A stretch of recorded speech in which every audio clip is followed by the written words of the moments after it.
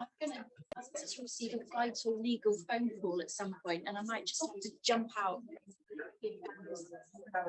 An essential short call. Oh, there's something? How are you?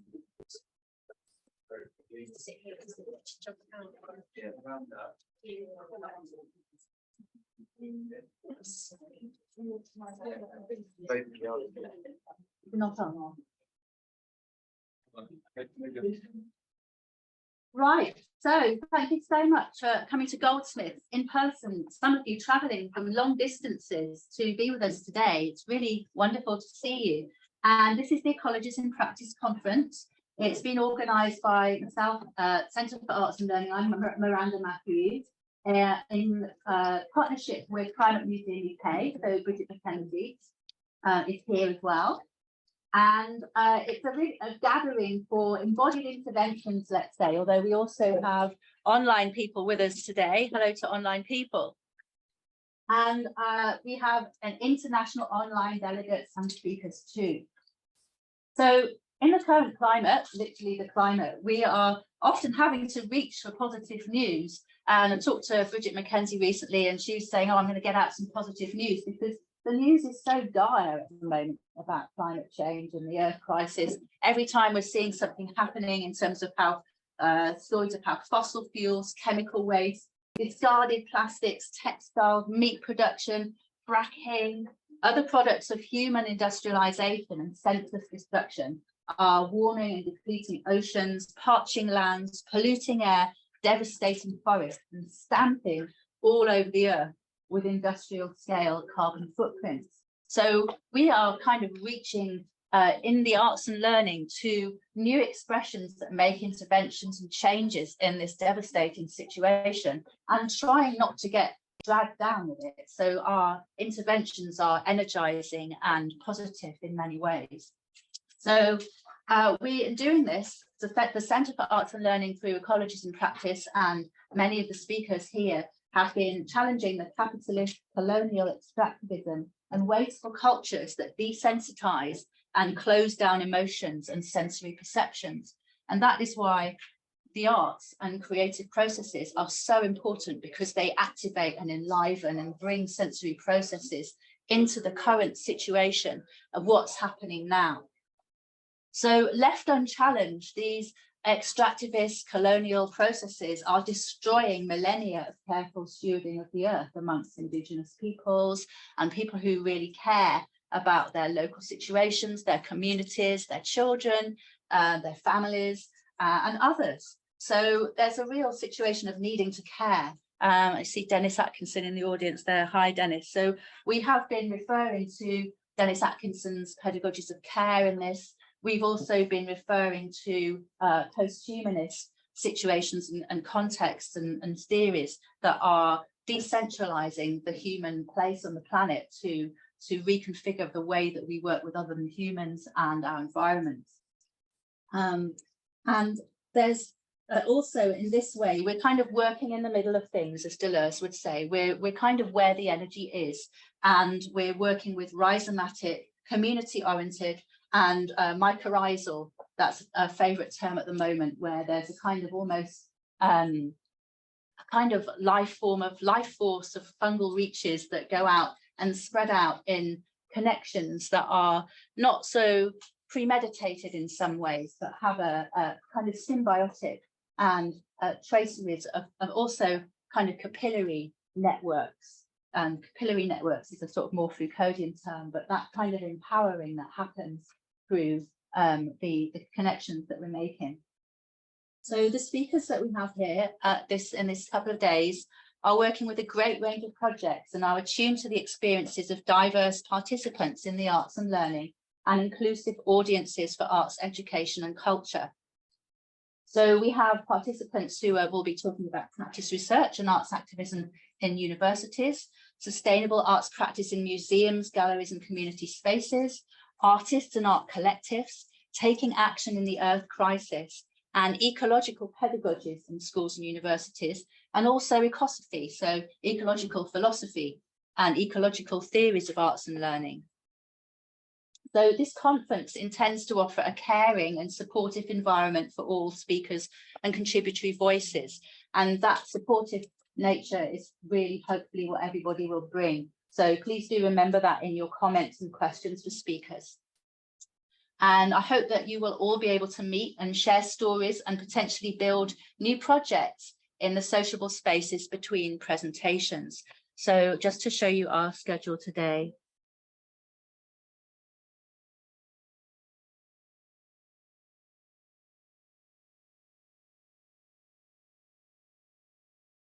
So this is our schedule today. We have our first workshop with Helen Cara coming up very soon. And that's quite a long workshop. It's an embodied and practical workshop. So people online, I'm going to share some slides with you from some resources with you from Helen. And Helen will be doing some making. So if you have any things at home, bendable, pliable things, tape, pipe cleaners, paper to screw up and scrunch, something to make with whilst you're at home, those people online, that would be great. And there will be a break in that. So people online, you might find that because you're not in the space here, it's a bit of a different experience to those who are in the room when we're doing this sort of physical embodied workshop. So I hope that you'll be able to share in the spirit of that. Then we have a lunch break, and that will be a break for everybody. We have Chloe Watson coming in, and Sad Tree, visualizing eco-emotions through bodies and place. Karine Gilbert, who will be online, presenting Relational Work is the Fundamental Work, Letters of the Earth. And then Ben Templeton, building a teen think tank for climate action. And on to Kirsten Somerville, eco-pedagogy, geopoetics, and critical creative praxis, Elise Recluse's radical geography. So in the afternoon, there's a breakout space. There will be a breakout space in the room opposite, room 143, for people to go into that space and do some relaxation or mindfulness activities that Kevin has in store, or you can just have a break. And then our keynote speaker this afternoon is Susan Dhaliwal, with an introduction from Colin Sterling. And so Susan will be talking about art and design in the age of climate and ecocide. So I hope that gives you a framework. You might want to take a screenshot. This information should have all come out to you as the program in terms of what you got from Eventbrite through the link. And I'm going to hand over to Helen Cara. So there's just going to be a little bit of a moment whilst we sort out Helen's presentation and materials now.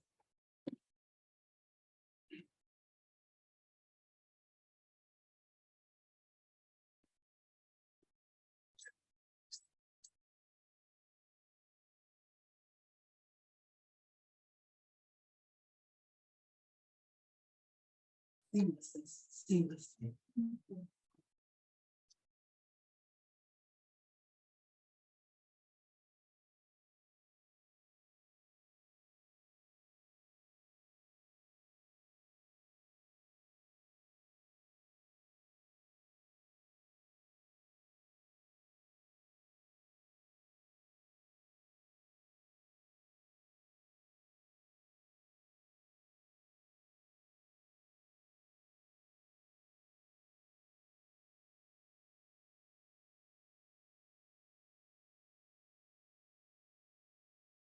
So while Miranda's sorting out the tech, I'll just say hello.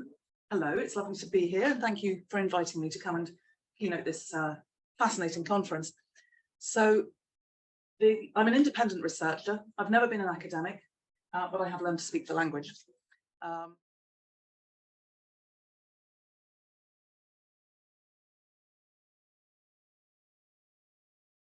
where you were actually. Will you give me a time? Hello, everyone online, and hello, colleagues in the audience. Thanks for the introduction.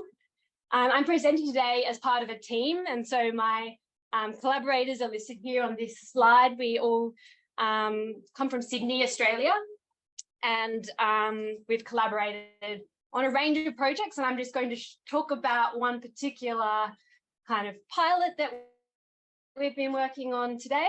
And this is the title of a publication we also currently have under peer review, so watch this space. Hopefully there'll be something tangible to read eventually. These things seem to take a long time. I'd like to start with an acknowledgement of the country that I live and work on. So I said Sydney, Australia, but it's Gadigal and Bidjigal land that I work on.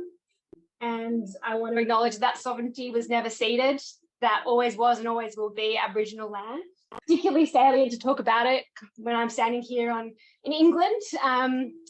And I'd like to acknowledge my own connections to elders in my neighbourhood, particularly Auntie Rhonda Dixon-Grosvenor, who's been a wonderful mentor and guide to me as I work out my own ways of caring for country and try to share that with others. So as I said, I'm going to be talking to you today about a project that uses a method called body mapping, which some of you may be familiar with. I would say it combines the arts-based methods and embodiment methods that we heard about this morning. And this is an example from one of our experiments using body mapping to understand emotions about the natural world. But before I go into that, I want to give you a bit of context about me and my team and what we're doing, as well as alluded to, the intersections between climate change and mental health being, I guess, the space that we're trying to understand and address in our work. So many of you may have followed what's been going on in Australia over the past 5 years in particular. We really are living in the Earth crisis or climate emergency at a very visceral level. And I suppose my own awakening to how real what it is we're going through was during the 2019 to 2020 bushfires that covered pretty much the whole east coast of Australia. And I chose this iconic image, but you may have seen many kind of accidental Renaissance images of people evacuated onto beaches near Malakuta with their livestock and families. I was in Sydney, Australia, as I said, on Gadigal land, and I was not directly impacted by the fires in that my livelihood and my life was not at stake, but I was pregnant with my daughter, who's now 3.5.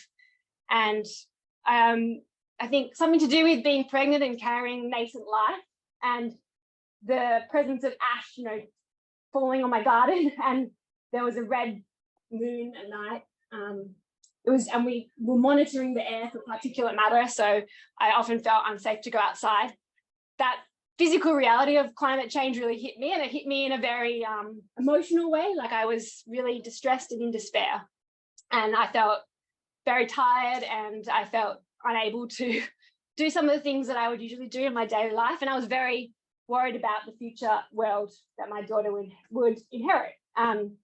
So that for me was an awakening where I shifted the focus of everything in my life.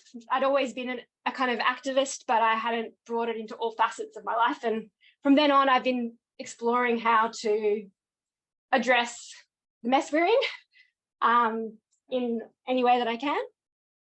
And I found out, so being at the Black Dog Institute, it's a mental health research institute in one of the leading institutes in Australia that also has a kind of public mental health profile. So we advocate around the mood disorders and how communities and individuals can respond.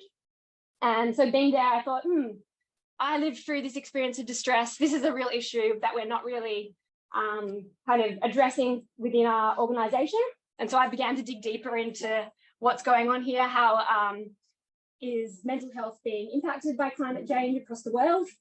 And I began to come across a lot of terms that you may be familiar with, including solastalgia, which was actually coined by an Australian, Glenn Albrecht, after doing a long period of research in the coal mining towns just north of Sydney, as people saw the landscapes around them literally ravaged by open cut mines. And solastalgia is a homesickness that you feel when you're at home. There are terms like climate anxiety and eco-anxiety, kind of a dread and fear about what the future holds. Grief, fear, paralysis. It's a kind of emotional cocktail and something that we're still trying to understand in research. Although we do know from some recent surveys the extent of the the extent of the impact this is having. So many of you would also be aware of this global survey of 10,000 young people. Over 80% worried about climate change, and more than 45% saying that their feelings affect what they do each day, how they get up, whether they can get up in the morning. And we've had similar studies in Australia, so more local and actually even larger scale, almost 20,000 young people in Australia with quite similar results. So as an artist and an arts-based researcher, I was interested in using some of the methods that we have at our disposal to explore how people are feeling, and particularly young people and their families, as I knew this was a really salient issue for myself as a parent and for young people.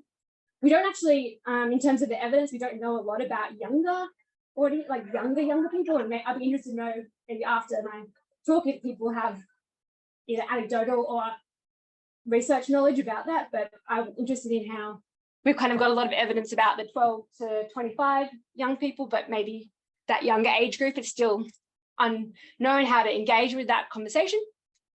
So my team have had a long history of using body mapping in their research, and my boss, Catherine Boydell, actually wrote a book called Body Mapping as an Arts-Based Research Method. So the book on body mapping and research. And essentially, for those who don't know, you can kind of see what it involves. It involves taking a life-size tracing of the body and using that as a scaffold for representing all kinds of experiences. The origins of the method were used in kind of community development in Africa to explore the experience of HIV and AIDS.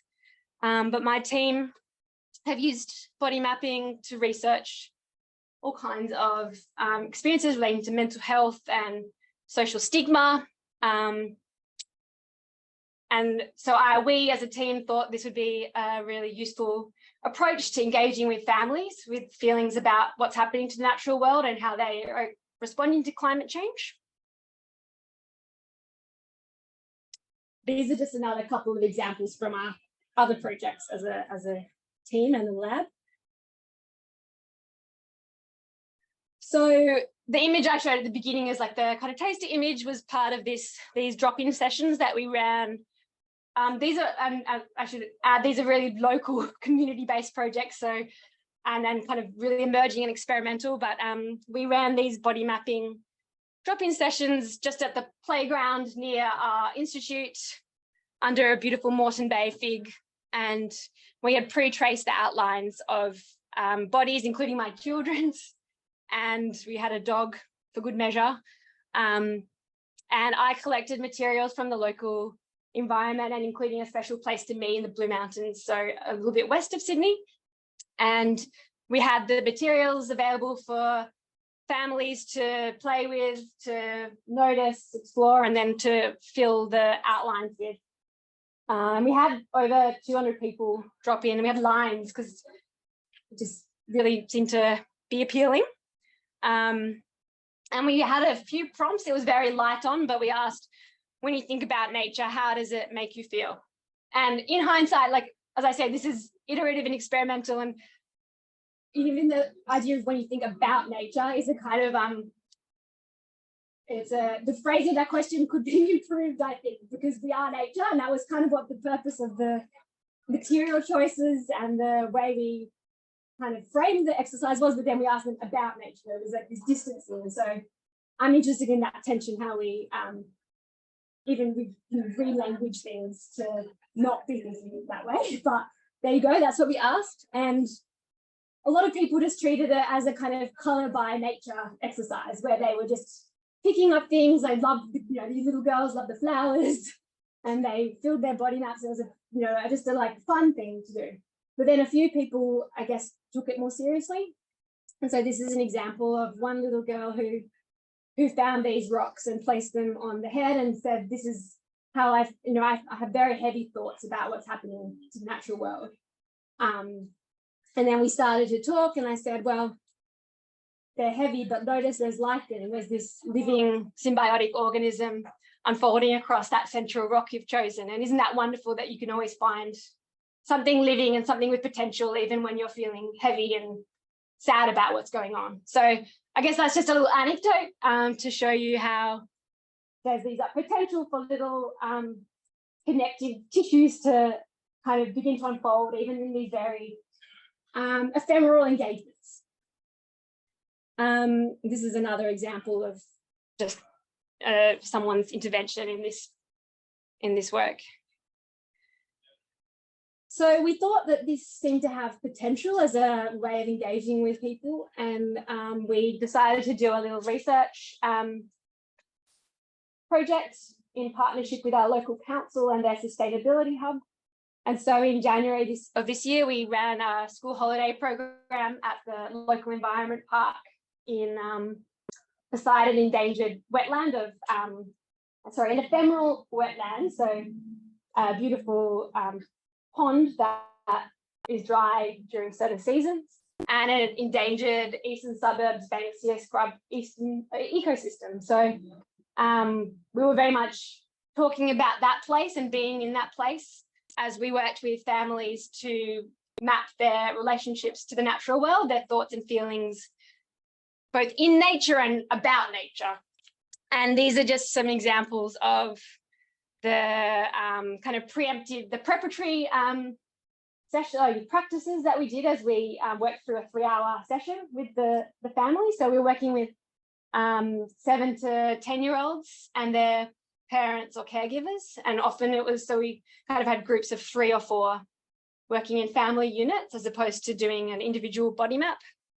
But the preparatory sessions were very much about coming into that place and being there and using our senses, so kind of embodied practices, and then also starting with the hand as a entry point to thinking about the body. So this is a little 8-year-old girl's handprint, and we asked her to think about on the inside some of the things that enrich her and that she finds strength in nature. So clay, which is interesting, animals, birds, feeling happy. And then on the outside, some of the things that worry her about the natural world. And so she has put climate change here. So this was not specifically framed in terms of climate change, but it was coming up in a lot of the both children and parents' worries as they began to kind of go through this process. And so, as I said, as a family unit, they traced each other's bodies and had to think about how they might intersect on the floor. We had large calico sheets that we recycled from previous sessions. So we were trying also in our choice of materials to be as ethical and as possible, and to reuse where we could. And so this is a girl tracing her father's head. And I think there's something about that interconnection and the way that they began to think about how they operate as a unit that really appealed to me kind of philosophically, because in this morning's presentation, we're thinking about what are the limits of the body when we're thinking about ecology. We don't want to just be focused on the individual and self-care, although that is a part of what must be done to find ways to act in this earth crisis. And then family unit, I guess, is the next unit up, and maybe it's just a testing bed for further collective mappings that we might be able to facilitate or take part in. And through this process, this is just a quote from one of the participants. There was a lot of contemplation of the materials themselves, thinking about where they can fit in and what they feel like. So this sensory and what they might represent to me.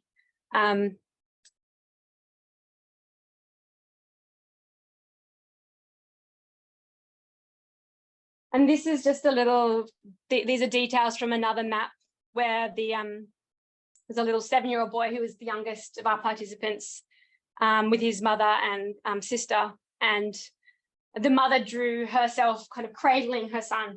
And I'm sorry, I don't have full scale images. They really didn't translate. This is another thing I'm working through, is how to record these ephemeral sessions. And there was a lot of creases in the calico and lighting was difficult. So these are the details I found them more evocative. But the mother was kind of cradling her son, and she said, this is what I do every night in bed, but I kind of want to, it's a protective gesture.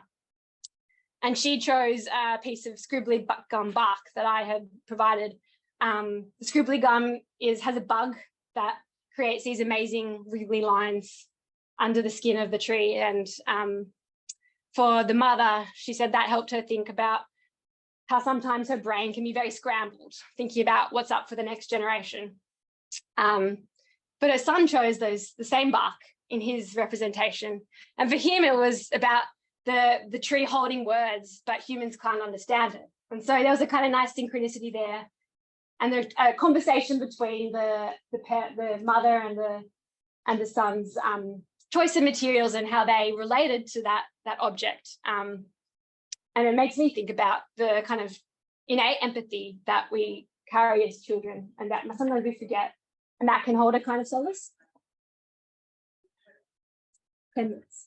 I think I'm going to be pretty quick, maybe. So I'm not showing you kind of these, and this was something that came up after this morning as well, is, the rigor of qualitative analysis versus the intuitiveness of some creative practice. And probably here I'm erring more to the intuitive and trying to tell a little story of what this practice has led us into. And so I don't think I have findings as such yet. It's more like a feeling into what is possible and how we can hold people to have conversations.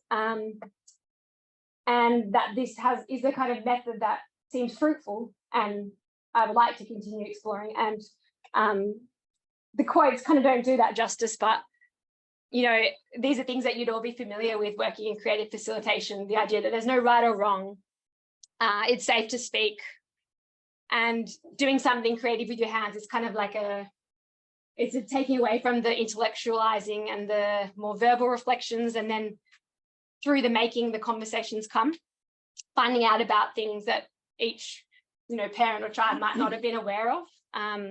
For example, one 9-year-old was very worried about deforestation and palm oil, and his mother had never heard him even speak about that. And that kind of came through from the materials we provided. And he found an image of an orangutan, and then that kind of, so the materials and the process can lead the way into these new conversations.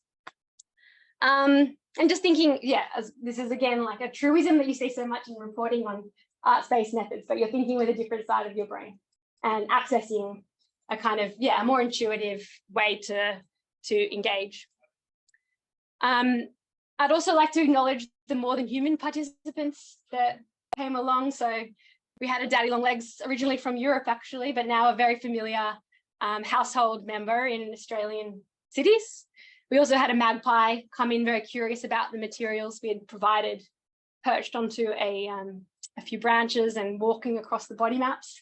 So I like to think, how can we report on and think about the way that these kinds of programs are done in collaboration with the living systems, as opposed to one human or a small nuclear family. And again, this is a work in progress, how to talk about this and to acknowledge that presence. So where to next? The body, I think, is a fruitful site for this exploration, but we've also begun to kind of explode the body. So we wanted to present the work. It's been very ephemeral, the workshops that we've been holding.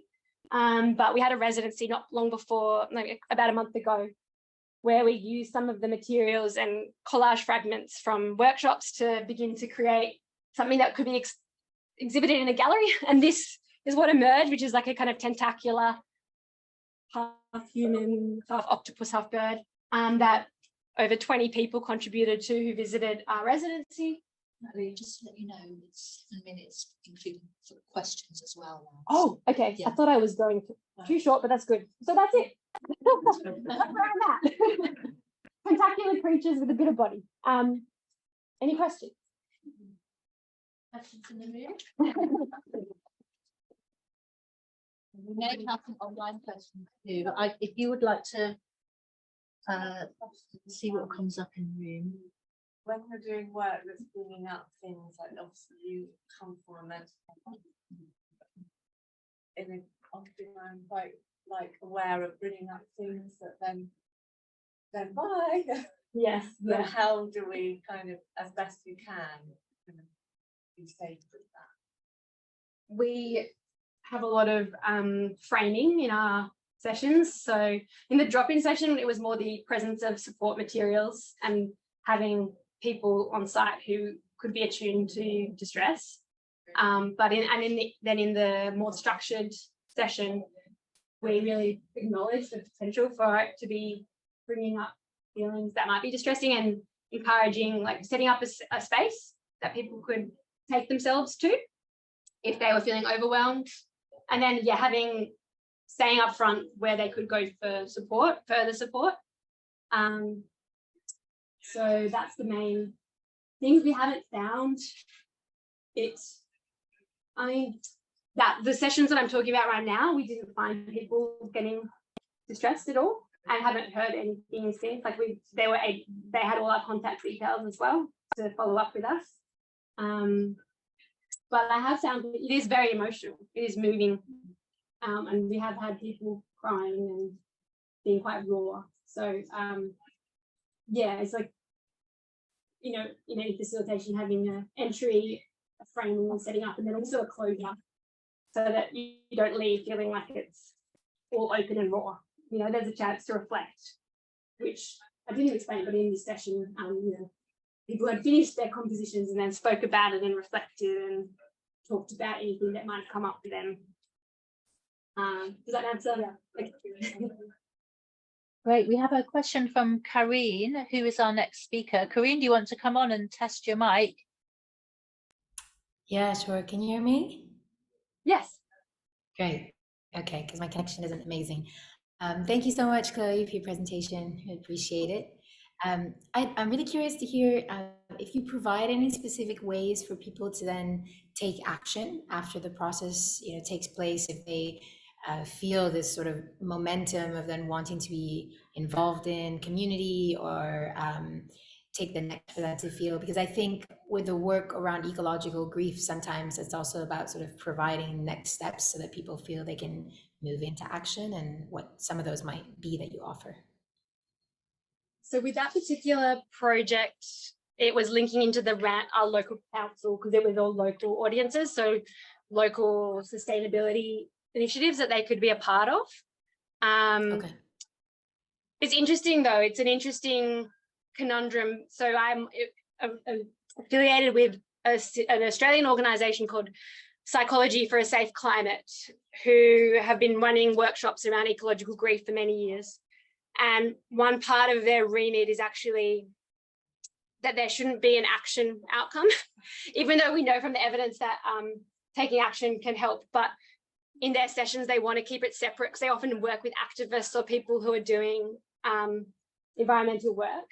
And so they want to keep that processing in a kind of separate sphere, so that there's no outcome, there's no expectation of outcome. And I've heard that come up in some other conversations with practitioners, and I don't know where to land. I'd be interested to know what you do in your work. Well, Yeah, I think so you'll find out. Yeah. I think it's just interesting with the context, right, of giving people space just for process, so that there isn't necessarily the feeling of pressure around afterwards going into action, which then may sometimes bring people back and sort of not be able to be as vulnerable or be as raw around the emotions that they're actually experiencing. But at the same time, when we facilitate spaces, sometimes there's this sort of this left emotion of, okay, I have all these feelings, and in terms of finding which climate action, or in terms of finding which space is most appropriate for me, they do want a bit of like step-by-step guidance. And so I think it's always been really instrumental to provide some kind of roadmap for people, so that they're moving towards some of that action. Yeah, I tend to agree with you. And I think for me, so far, it's been the length of time that I have with people as well, or that we have with people, to know where you can, how deep you can go into that as well. But I appreciate that question, and I love to, I'm looking forward to hearing your presentation. Yeah, I think there is no right answer, obviously. It's all in between. Great. We're just coming up to time now. So thank you so much, Chloe. That was so fascinating. Thank you.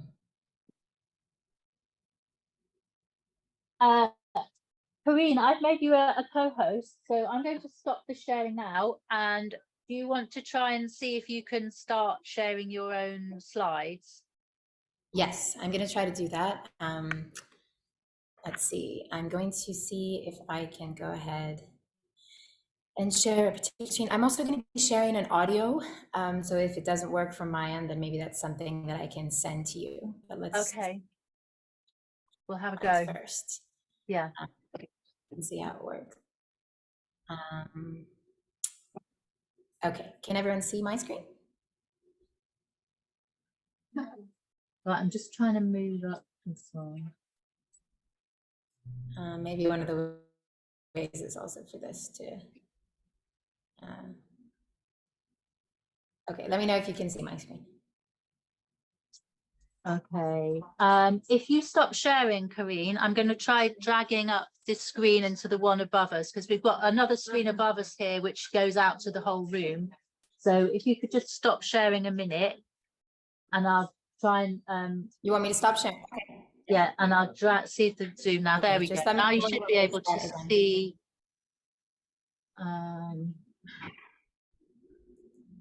Okay, so let's see. I'll start again. Right, so if you want to try sharing now. Yeah, I will do. 1 second. It was working fine, but now it seems.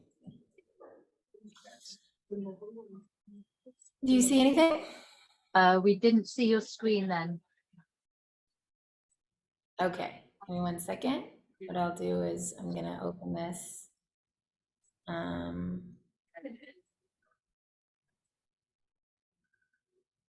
And we'll try it again. You can see me, right? We can see you. Okay. Okay, so then let's see. Let's see.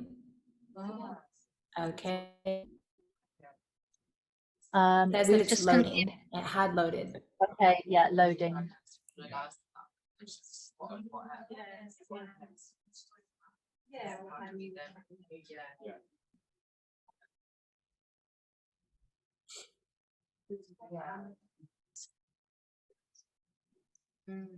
Can you see? It's We just can see loaded it on now. mine. Yeah. Is it loaded on Yeah, your end? we can see it now. Okay.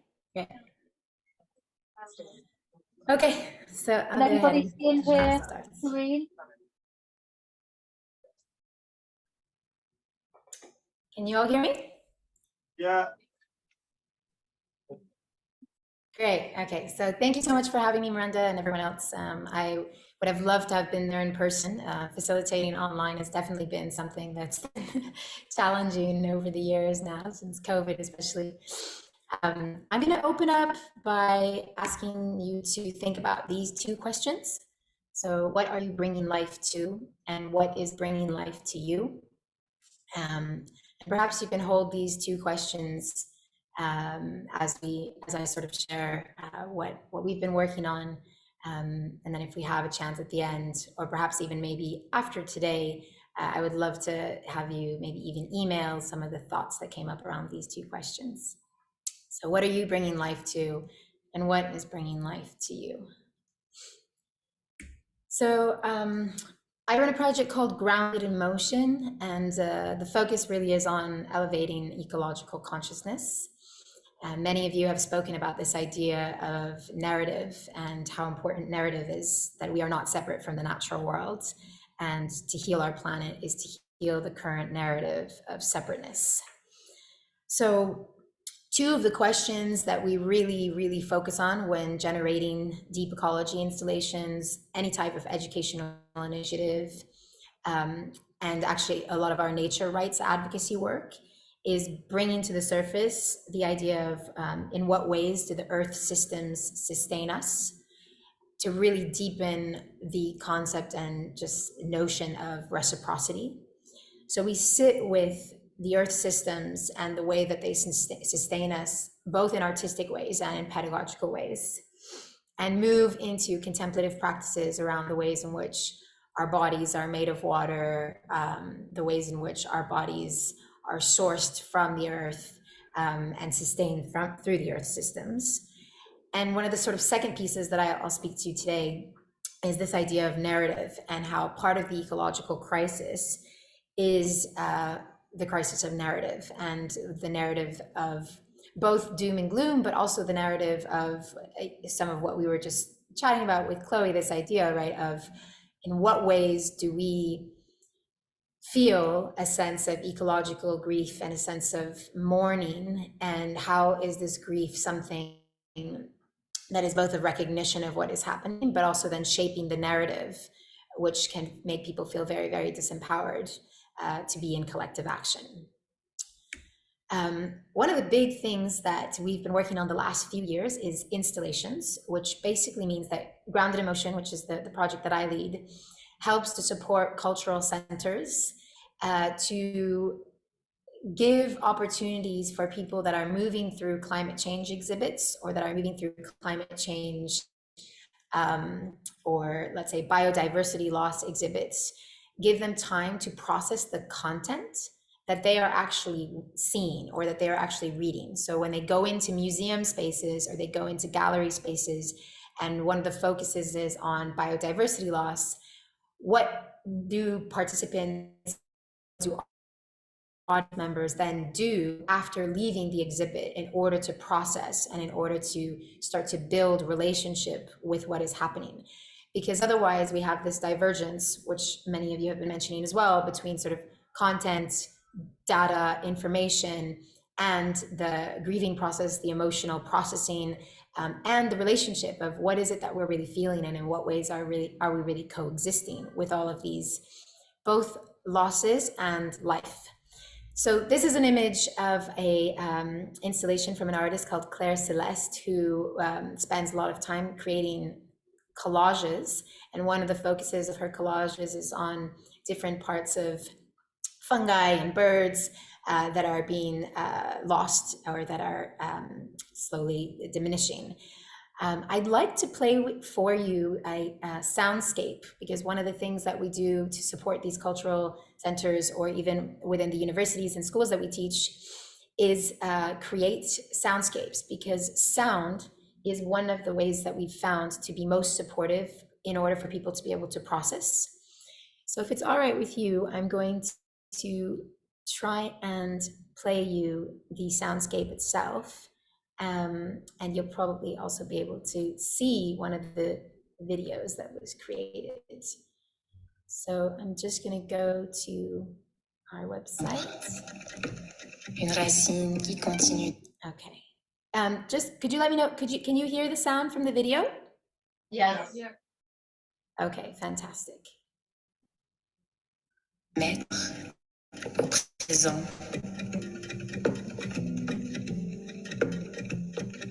L'expérience de la perte, du retrouvail, l'animature du primordial.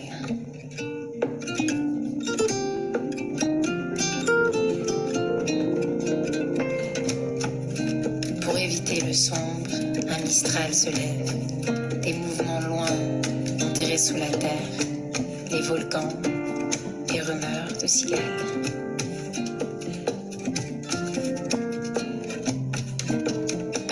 Comme une biographie de singe, légèrement étendue, le vent comme eux reste couché, léger avec les couleurs vives de nos ancêtres, les premières plantes. La mousse sous nos pieds, pourquoi est-ce qu'elle continue de nous accompagner?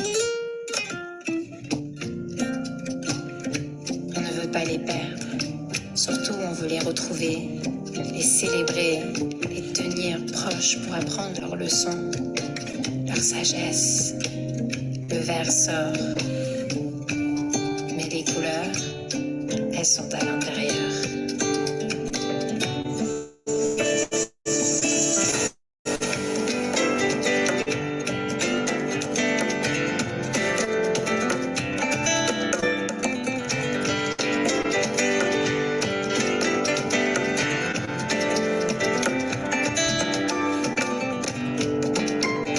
While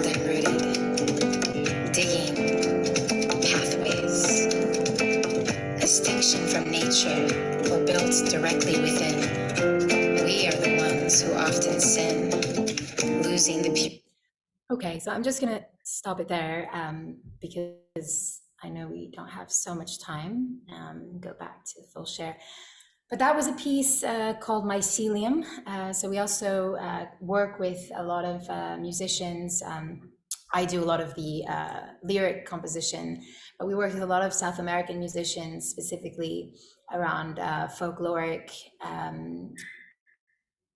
soundscape creation, so that we can support these spaces and these exhibits with something that then the lyrics are also then decomposed and studied. So a lot of times the soundscape is created in relationship with the words.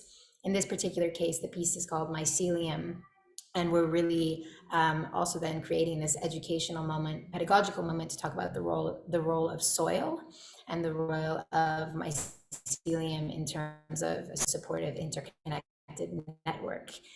But what it does is that it gives moments in between the exhibit when there's a lot of information and a lot of data coming in for people to lay down, often on the ground. Sometimes we do the sessions in the dark to give them a sensorial break from visual inputs.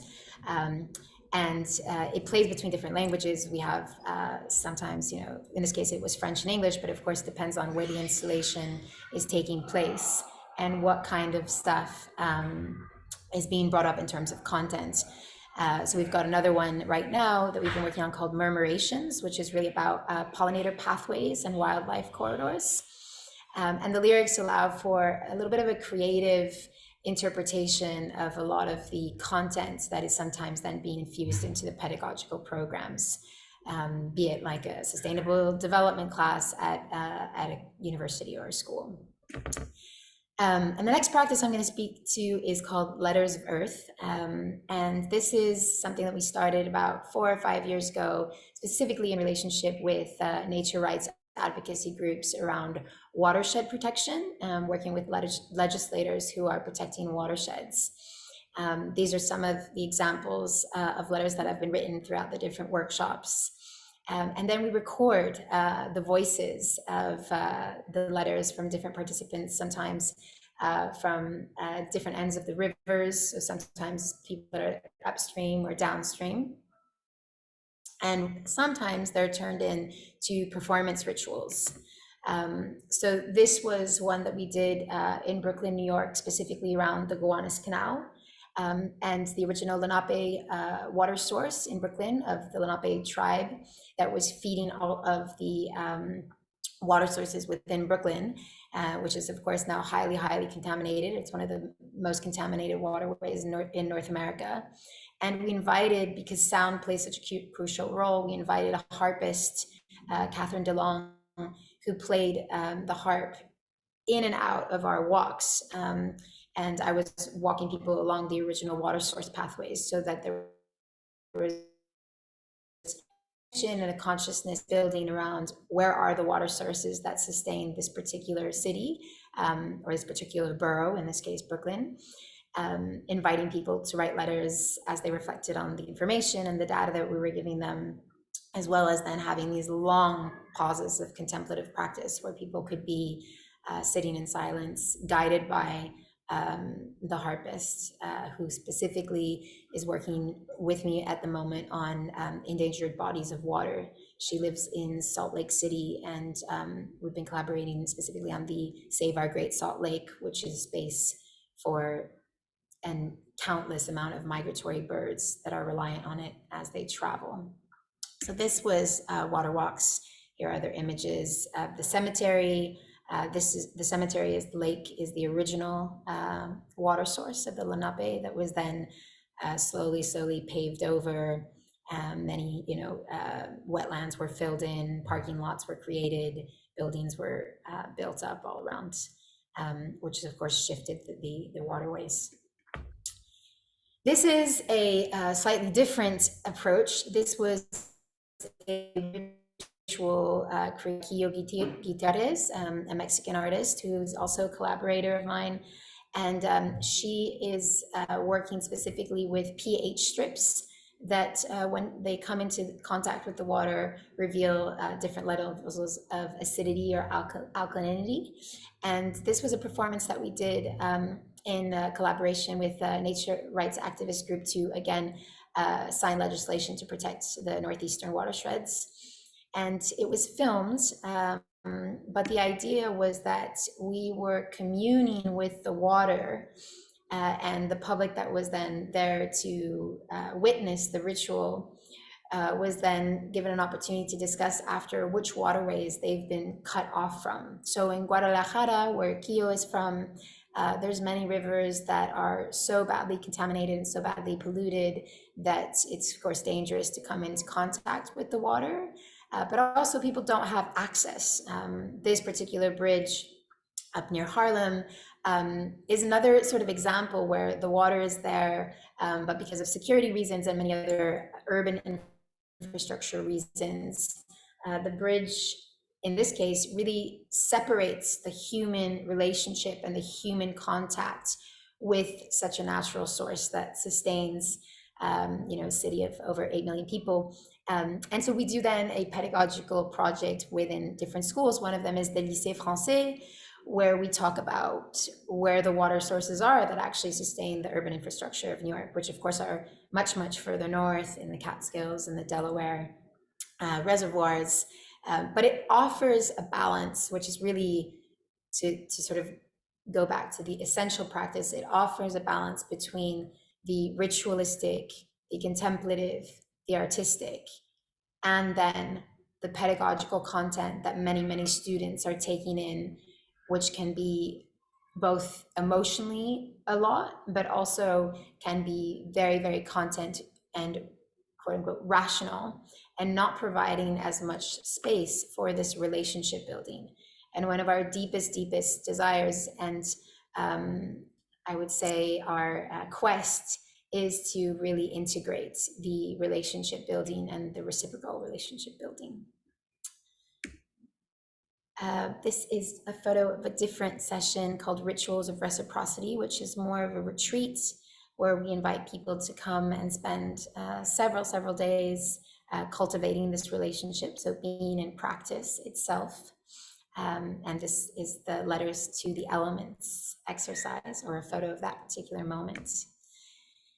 And this was just to share that sometimes we create the soundscapes directly in collaboration with the plants and other sentient beings. So we put sensors on them and record them and record the ways in which they are responding to light, to wind, which when we then create the soundscapes, or when I'm writing the lyrics of something for the pedagogical initiatives, are also embodying the natural rhythms or the natural elements influence on the other sentient beings that we're working with.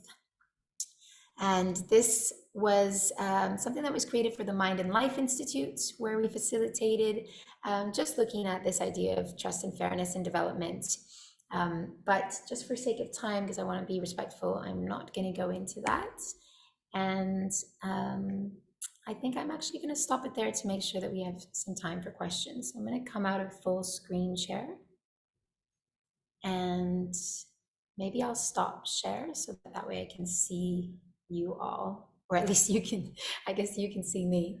And then I can make sure we have some time for questions. So thank you, Miranda, so much. I'm extremely grateful for your invitation and to be in community with all of you now. And I hope the dialogue will continue. Thank you, Corinne. I can't see any of you now, actually, Miranda. Now I see your photograph. Or I don't see. I can come back. Space. I was trying to make it more important in the screen we have in the room, but if that doesn't work for you, then I can be here too. So we now have some time for questions for Corinne, if you have some questions. And also people who are online, we have 9 participants online. If you would like to put your questions in the chat, that would be great. Kevin. I was really interested in when Corinne talked about sound being supportive in processing feelings. I'd love to hear more about how they found that. Did you hear that, Corinne? Yes. And thank you for the talk, Corinne. Yeah, I'm just writing your question down so I can think. I think what we've found is silence is, of course, one of the ways where people have a bit of spaciousness to take in a lot of the things that they are either learning, again, within a school setting, or are digesting within an exhibit. But that when we started to experiment with, specifically with live performance and with musicians, it allowed people to sort of drift away from the content itself, but to go into spaces of their own relationships. And so the moments where they have been in relationship or communing with the natural worlds. And really what we were trying to provide was that sort of portal to people's memories and people's moments, which all of us, you know, many of us have experienced, even if in a very dense urban setting, these reminiscence of communing moments. And we had people, when they left the soundscape, just leave us words. What happened? What did you feel? How did the sound support you? How did it create that space? And it was really overwhelming to see what came through. And I'm a deep believer in sound because of its vibrational and resonance power, specifically given that we are made of so much water. And so just it kind of, you know, allowing a lot of these emotions to be moved. But really it just came from many sessions of people's feedback and asking them if it was supportive and if it was helpful and if it allowed them to actually start tapping into the relational bits that they know. Thank you. Great. Do we have some more questions? I'm also very interested in the world of sound, actually, and I was wondering if you're using sound as in always coming from exterior sources, or also sound that is coming from within, for therapeutic reasons or process emotions. When you say, that's a wonderful question. When you say sounds coming from within, can you give me the examples that you're thinking of, just so I'm sure that I'm not projecting my own? Yes, maybe it can actually be voice, or even not exactly voice, but some. But somewhat. Sorry? Could you repeat that, Miranda? Somewhat. Like, it might not be a sound. Or like, I don't know, like some kind of. Yeah. No, I mean, yes, absolutely. We absolutely. So we've done voice is one where there's the actual expression of voice, but actually the that you're mentioning, we've played with different connections to breath. So even just breath as and then slowly iterating sound through breath, and different tonalities. Some people, you know, when they finish writing letters, sometimes we invite them not to read the letters, but to either chant or you know, speak, as you said, like a continuous note. It can be very context dependent, because if it's following an exhibit and we haven't had time to build relationships within the community group, it's a very vulnerable act. And so that can be a challenge. But yes, sound from within and sound from the external are definitely combined. Those sensors you put on plants as well are also gathering sound and from within the natural environment, aren't they? Yeah. Thank you. Thank you, Corinne. I feel like there's lots of great projects to do with water ecology, and I was wondering whether you've seen any inspirational ideas or like learnings for air. Do you want to come up so she can see you? That's another option that we have. If you want Corinne to see you when you ask a question, you can come and stand where I am. Can it turn? It's all a bit fragile. I mean, yeah. Do you want to come up? Shall I grace her with my presence?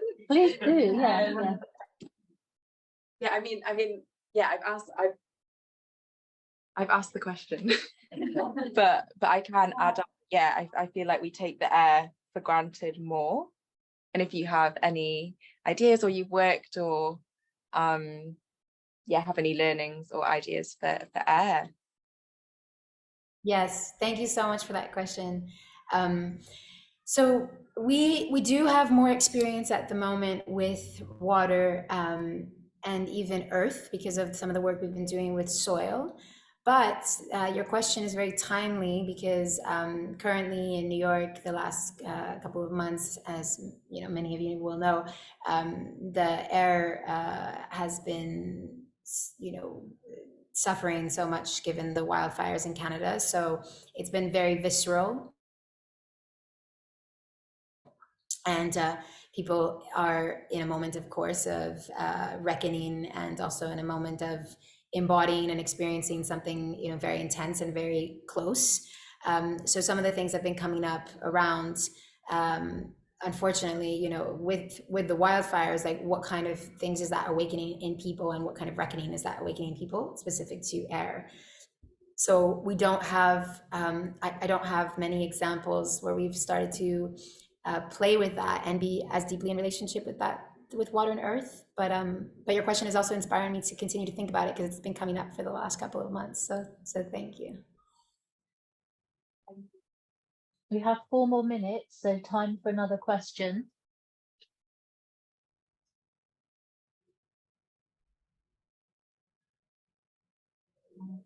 Any online? If there's no questions, could we look at the development? There was like a portrait, a landscape illustration of development that you were going to talk about, but then didn't because. Okay, Corinne, if that would be interesting. Do you have that slide of the landscape development that you could share again to talk about? Because it's about justice. About justice. Oh, yeah, sure. Let me go back to that one.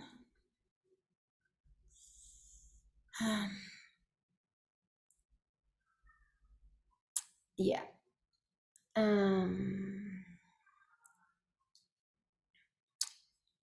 I need to share it again. We've just got 3 minutes, so it's if you did. Okay. Well, what I'll do is I can just speak to it, and then great.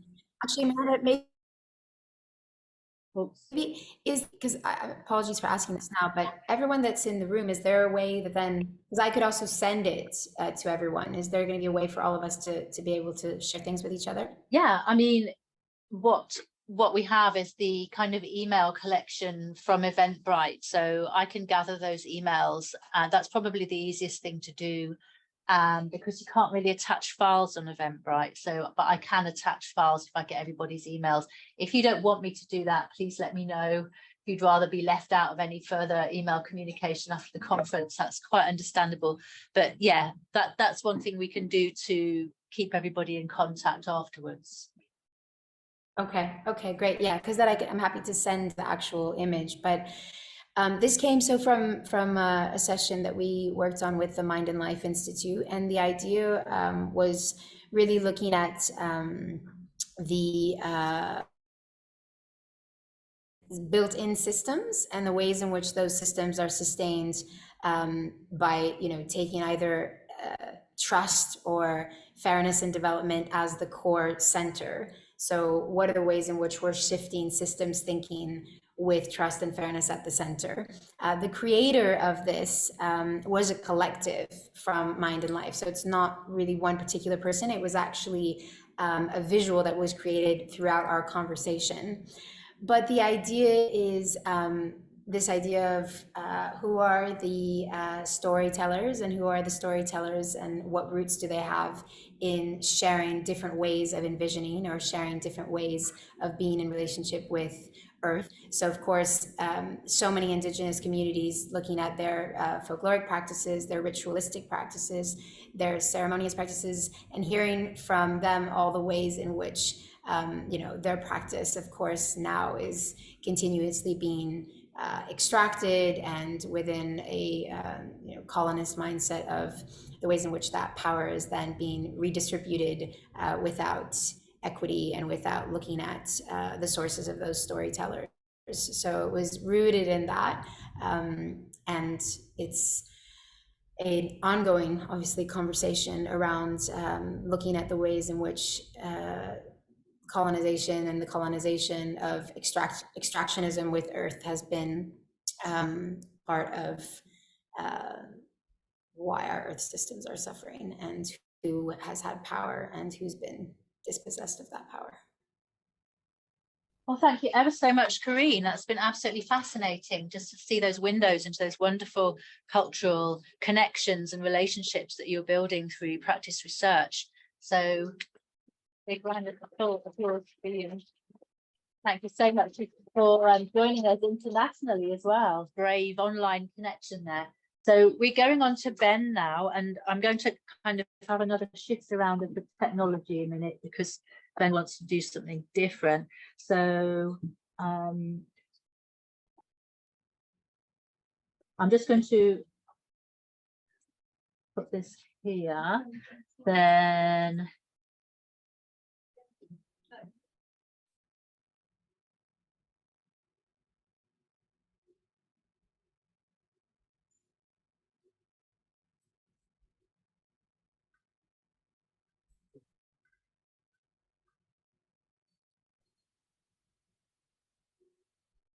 so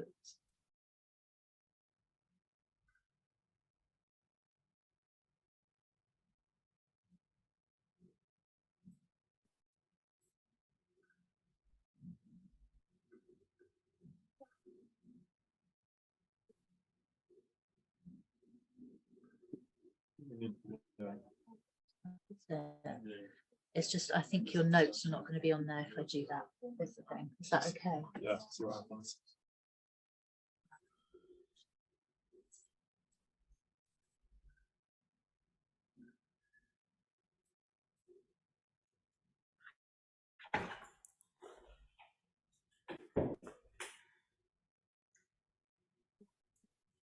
You need to get it sharing on Zoom. So let's have a look.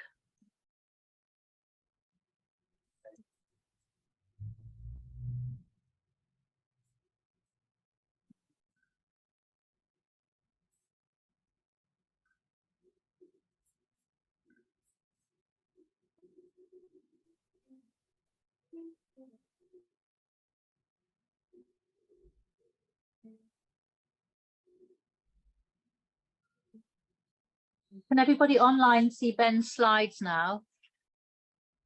Yes. Yeah. Yes. Great, thank you. Brill.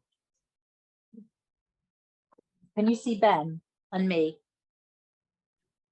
Can you see me and Ben? Yes, I can. Fantastic. Thank you. Hello, everyone. I'm Ben Templeton. I'm a writer, facilitator, and creative director. And when I proposed this talk, it was called a team think tank, but things have changed. And if anything, it's more of a do tank than a think tank. I'm here to talk about the Critical Action Lab and 2 years of work coming to this point. I've got lots that I want to share with you and not a huge amount of time. So let's crack on with the slides. So the story starts in Utah, which is a really beautiful part of the world, just west of the Rocky Mountains. It's an absolutely stunning place, and the Salt Lake City has got a beautiful tram network, and there's an amazing mountain range and a very rapidly growing population in Salt Lake City. So consequently, there's a really interesting tension between the human activity and the natural world, and that kind of manifests in awful smog, quantified in sort of financial terms, as the West typically does. But this kind of phenomenon of inversion due to its altitude kind of traps the smog in and really compounds the issue.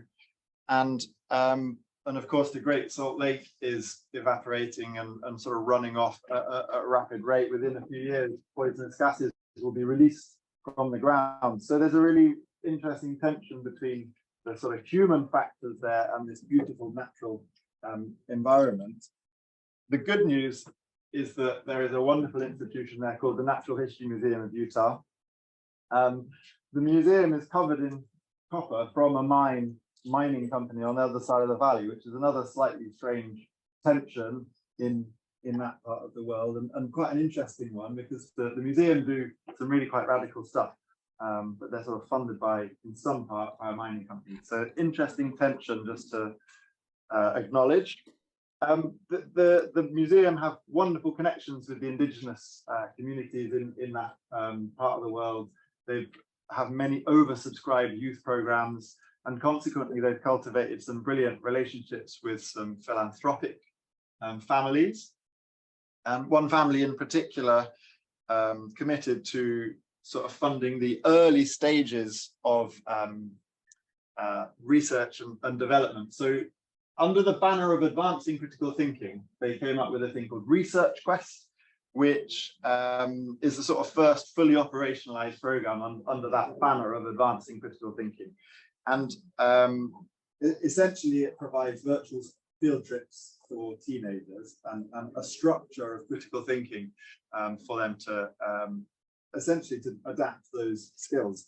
Now, they went from kind of 0 users to over 100,000 in 6 years, and that's as a result of sort of funding from this philanthropic family. And the museum know how to make hay when the sun shines, and have commissioned, or rather signed the family on for 2.0, Advancing Critical Thinking 2.0, which we called the next big thing. And our vision for that is to give young people who want to take action the critical thinking skills that they need to be effective. And a lot of thought and work went into kind of creating that vision.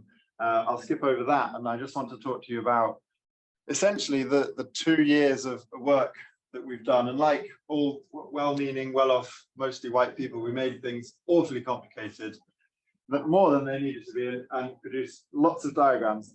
Though I will say that visualizing your thinking is actually really useful for getting consensus in a group setting.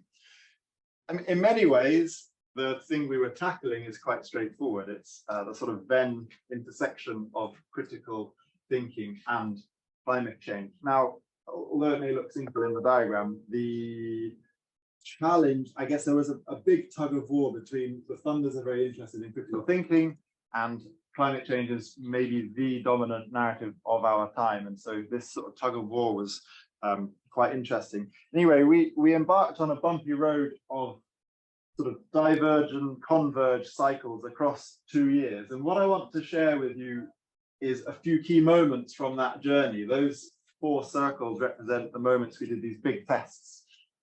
We spoke with hundreds of teams in total, and we're now at the point where we're kicking off year 3. So I'd like to think that what we learned and what I'm going to talk through in just a second is hopefully useful for you and hopefully inspiring as well.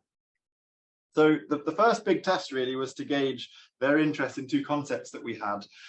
We assembled a team of experts from different disciplines and generated hundreds of ideas, sorted them into categories, whittled it down to a slightly gamey one and a slightly video-y one.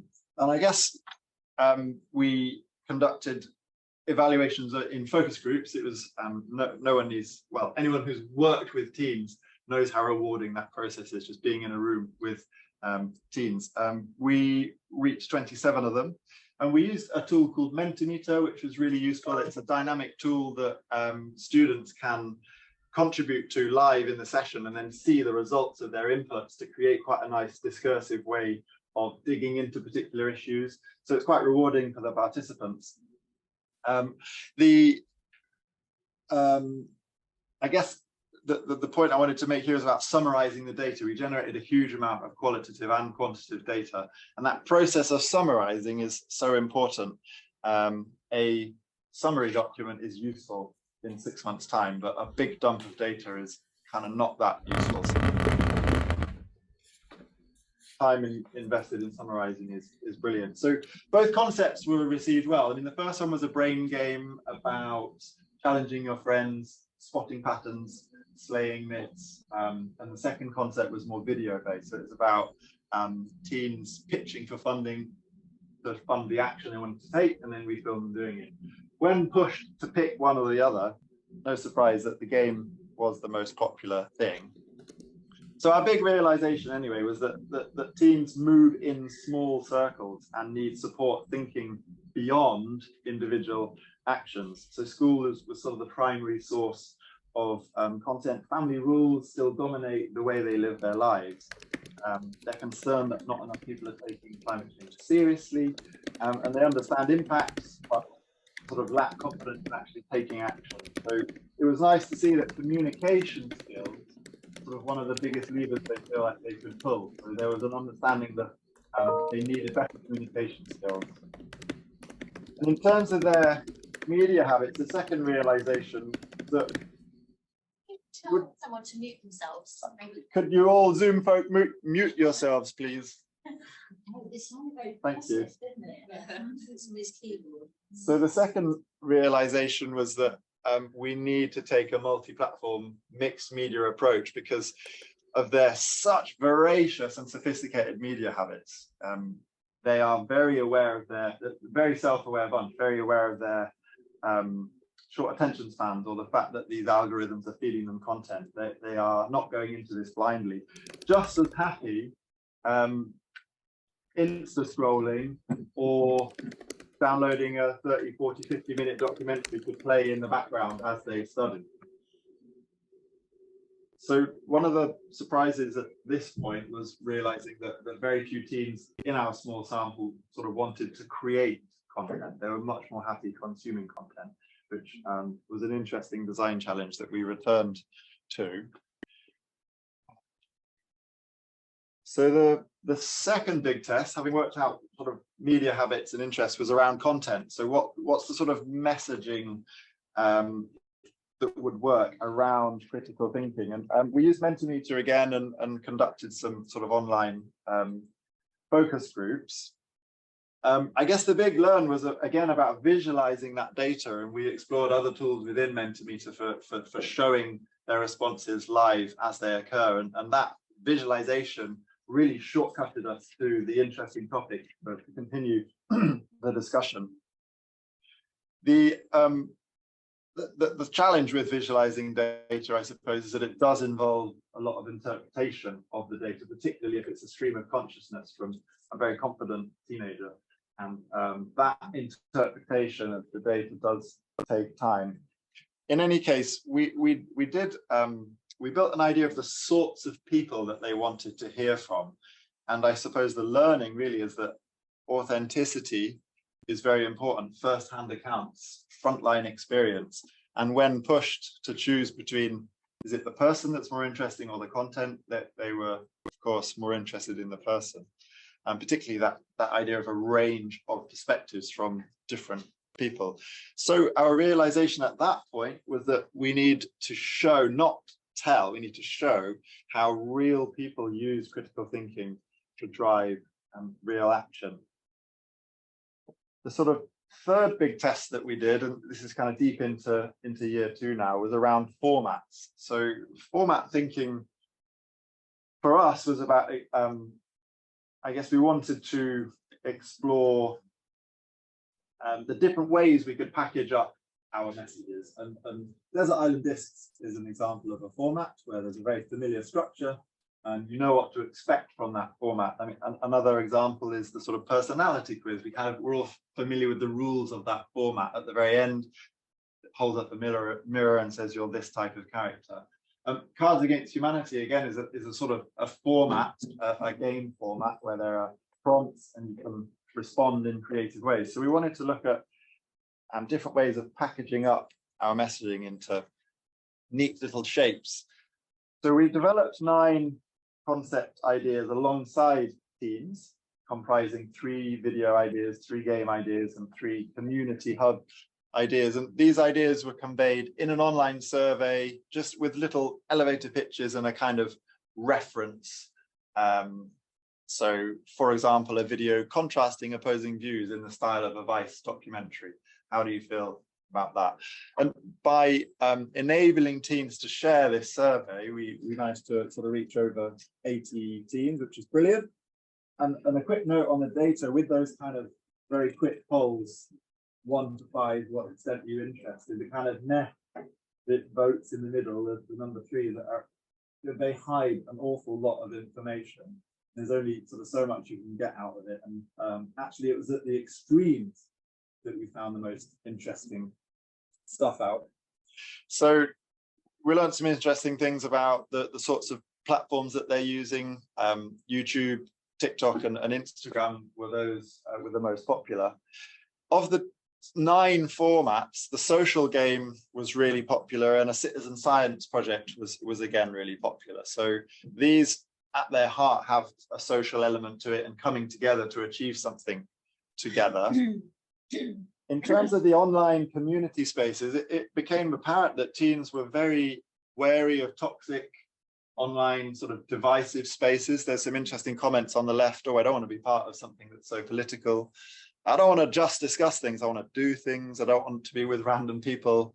Online spaces can be elitist and polarizing.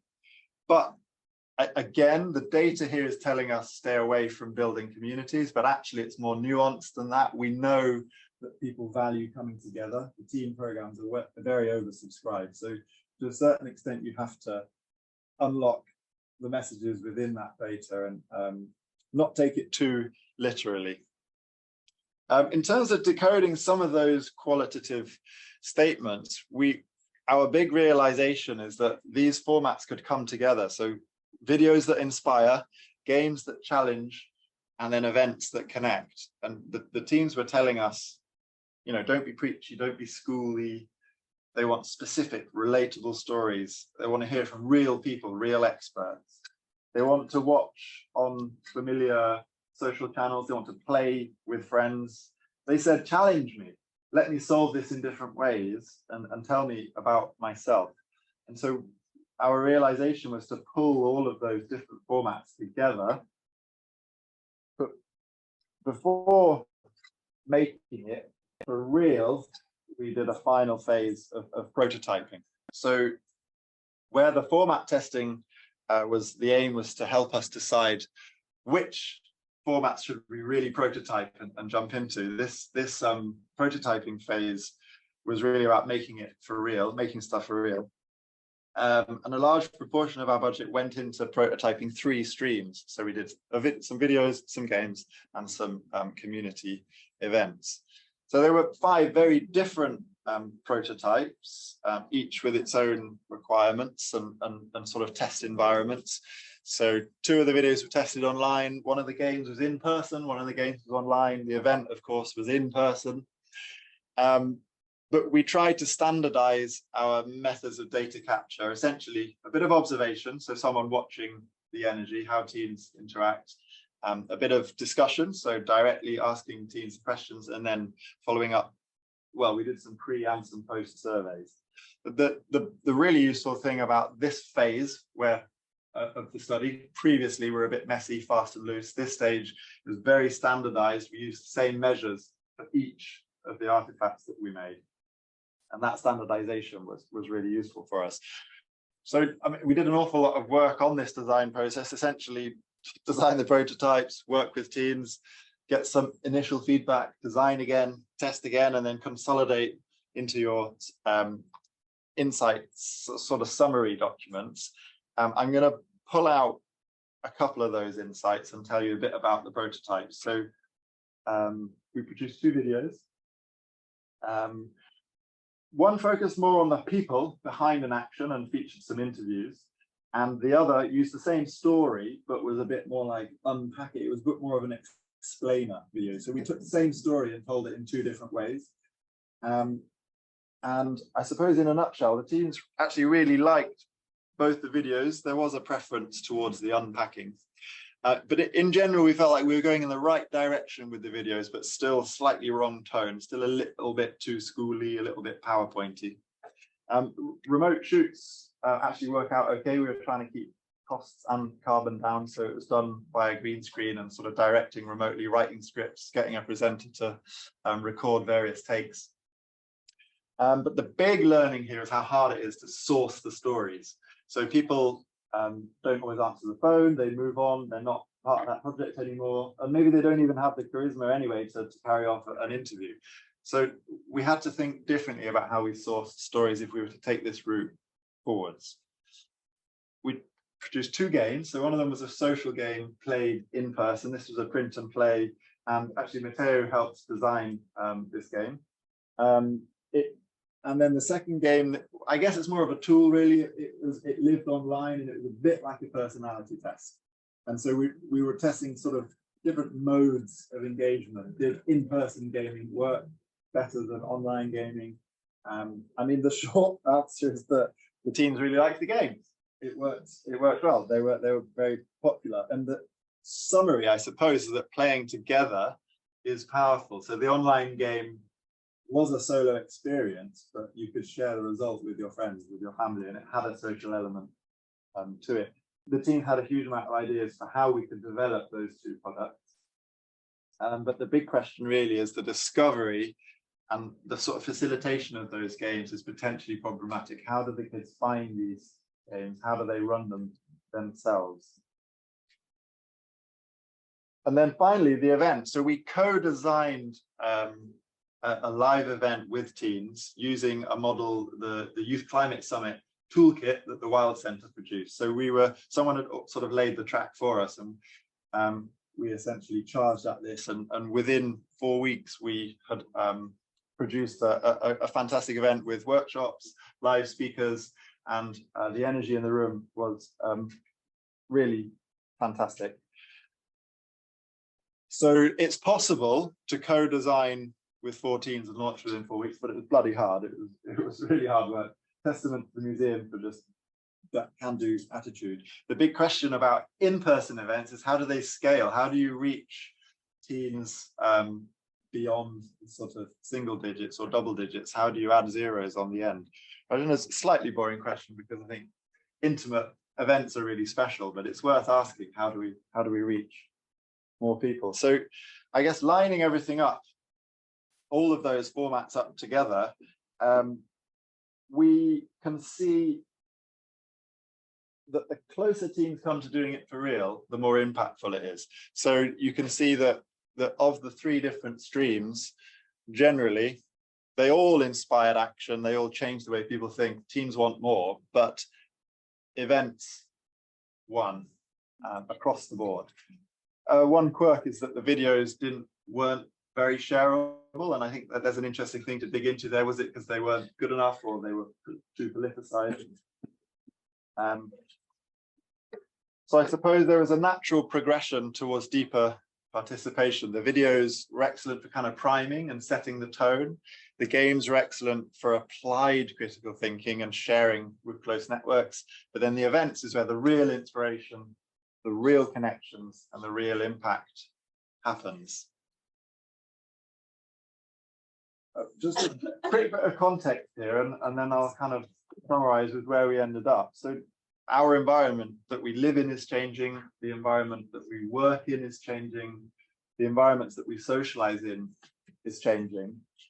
There's a kind of a global trend towards loneliness and distrust and disconnection. Teens are moving away from the bigger platforms and sort of mass distribution to more intimate networks. I mean, AI is changing how we work, the way we work. I think whilst some of that feels negative and sad, there is just a wonderful, bubbling, vibrant response to the crisis that we're facing. There's parody, there's direct action, data, play, art, apps, contests. There's so much happening out there. And really, we asked ourselves, where do we fit amidst all of this? And that's where I come back to what we're calling the Critical Action Lab. So we're envisaging a global network that provides the cash and critical thinking tools and collaborative structures that teams need to take real action in their community and tell their own inspiring stories of change. So I'm going to talk about what that actually means, but essentially it's about critical thinking, community action, and career pathways. So how do teens take on a kind of a life of meaningful contribution through the careers that they choose. So we're envisaging a structure that supports multiple levels of participation. I mean, at the core of it is this idea of a teen fellowship. So we prototyped a teen fellowship and it worked really well, having teens involved in building all of these products. I guess our priority is deep impact with the fewer teams that are involved on a more close basis, and using the energy that creates to sort of ripple down to a broader audience using media and technology to do that. The program is kind of a year-round program with many ways in and many ways through that. So a couple of tidbits, I guess I'll talk it through. So Jamal on the left, he kind of jumps in at the deep end and gets a fellowship. So that's working in the museum, maybe an hour or two a week. He decides to host a games night, so that moves up to the sort of small events, and then decides to Twitch stream that game night, which creates media that can reach a broader audience. So Shayla in the middle is interested in policy change. She applies for funding and organizes a special project to interview a solar battery startup. This leads to some crowdsourced data collection, and eventually she presents a feasibility report to her school president, and we film this moment where the president's kind of blown away by this report, and so then we've got a nice little story of that process that she's been on. B on the right wants to show their family it's possible to make a difference, so they join a citizen science project to photograph native species in their region, and one of their photos is a prize-winning photo and is featured in the local paper, and their parents see the photo, and then a discussion ensues at home about, you know, how to reformat the garden to better support native species. So that there are different sort of levels into the program. For questions. Oh, sorry. Okay. Well, we're basically there. You got no questions, sorry guys. This is what some of the products are looking like at the moment. So this is the game, and it could be run monthly. And there is a movement towards kind of live streaming this sort of slightly mundane content. Part of what this lab provides is the infrastructure to edit those the videos, to rework the content. And so we know teens spend a lot of time on YouTube, and of course it culminates in the Youth Climate Summit. We have questions about scale. How does this scale? I think the most interesting question is, how do we scale horizontally rather than vertically? How do we work alongside other partners and amplify what they're already doing? That's the big question we want to solve in year 3. And the check has not yet been signed, but I have it on good authority that there is a funding for year 3, and we're looking for a couple of partners to join us on the journey. Thanks for listening. Get in touch. We'd love to go on the next step with some of you guys. Thank you.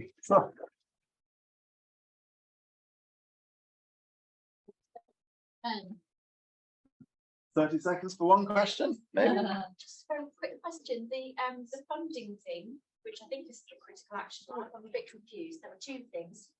Is that open to people in the UK? Or is it just an American, US? Well, at the moment, we have some budget and we can choose how it's spent. So we're probably looking for 2 partners, so there'll be 3 in all. And then we'll work it out. But this is all very, very new and fresh. The ink is still wet on the presentation. So it's the sort of first time it's been talked about publicly. I'm happy to carry on the conversation via other asynchronous means. Yeah. Great, thank you so much. So we have Kirsten Somerville.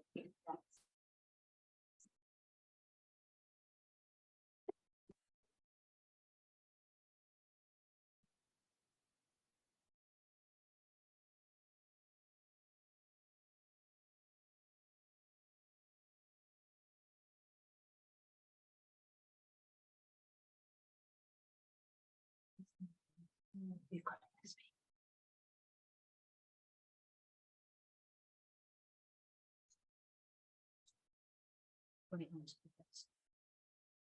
In this one.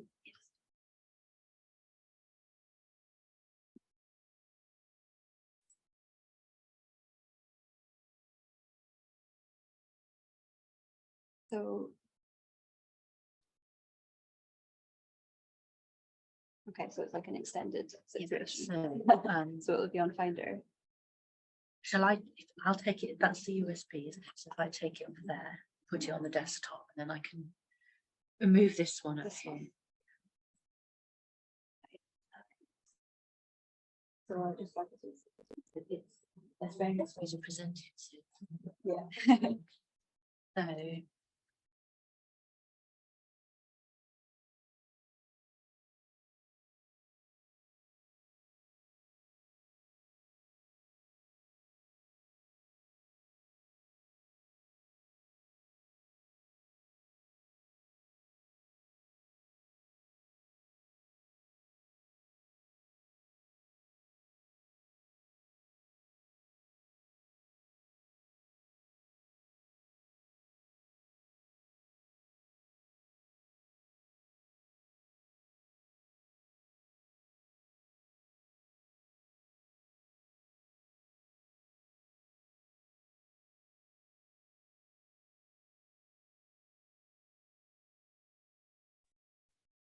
Okay, just checking that people online, can you see Kirsten's slides?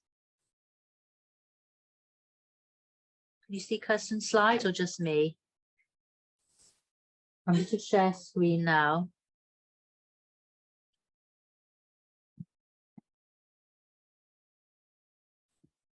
Yeah, we can see them. Lovely, thank you. Sure.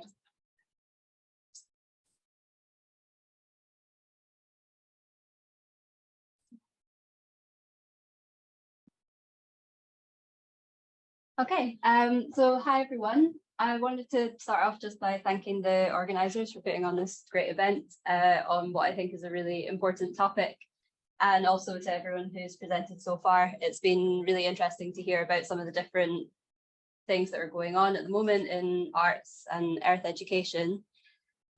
So I'm speaking to you today about some of the work I've done so far in my PhD research. The stage I'm at in my project at the moment is very much reflecting on what's gone before. So I'll be taking a slightly different angle on the topic in this presentation, and thinking about some inspiration, kind of zooming out a bit, thinking about what's this all about, with some inspiration from contemporary scholarship, specifically on these two movements of eco-pedagogy and geopoetics.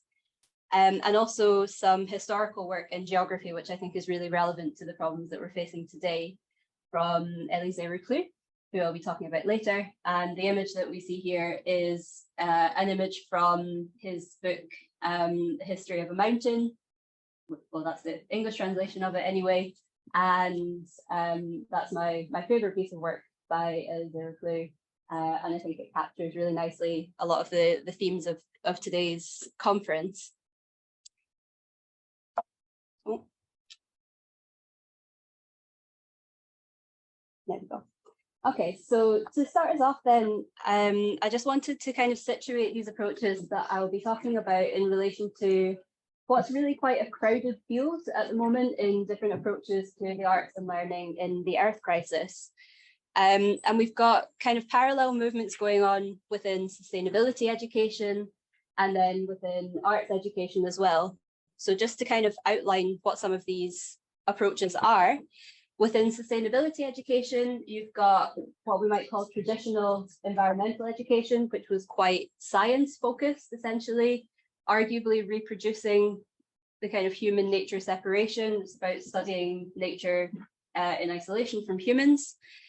A more recent development has been education for sustainable development, which is kind of been said to present sustainability as a win-win-win for the environment, society, and the capitalist economy, which has been quite critiqued in some circles.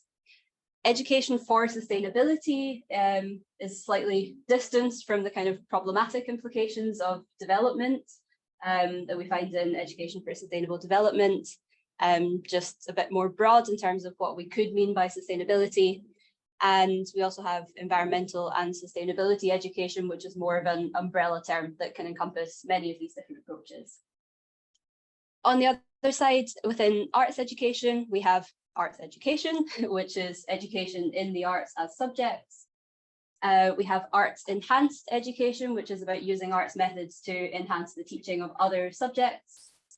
Arts integrated education, which is a kind of deeper integration of arts methods into all aspects of teaching and also evaluation. So it's often about creating artistic outputs as a form of assessment or education. And then we also have STEAM education, which is kind of integrating the arts into the STEM subjects. And undoubtedly, there's a lot of really good work that's going on under all of these banners. But the question that I kind of want to ask is if they get to the real root of the problem when we're thinking about the Earth crisis. Many of these approaches are quite kind of mainstream in terms of their policy application, and also quite focused on education as in formal school education in particular, and perhaps don't look so far beyond that context. So what I'm going to be presenting are some what we might call radical approaches to arts and learning in the Earth crisis. And I would argue that these approaches of eco-pedagogy and geopoetics are different to the ones I presented before. They're different in that they've emerged from different places. So these are movements that have emerged within critical traditions in education and in the arts. They're aimed at deep transformation beyond the sphere of formal education. And in that sense, I would say they aim at a more radical solution, more radical transformation. And by radical, I've got this picture of the roots here. So that's what we really mean when we're talking about radical, trying to get at things at the root. And in the way that both of these movements do that, I think what's interesting is the way that they really bring together criticality and creativity, which I think also ties quite nicely in with the presentations we've heard earlier today. So I'll outline both of these approaches and the resonances between them, and then I'll go on to explore how I think they were anticipated in the work of Élysée Reclus, who was working in the late 19th century. So first of all, let's look at eco-pedagogy. And I've got a kind of very broad and subjective map of some of the kind of key centres of where this work has come out of.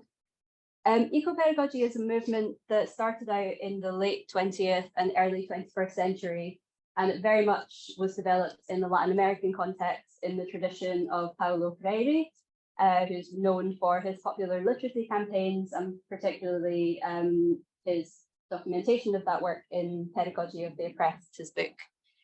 And there was, the movement was kind of inspired by his work. It was developed particularly by Morcia Godotti, Francisco Gutierrez, and Cruz Pador.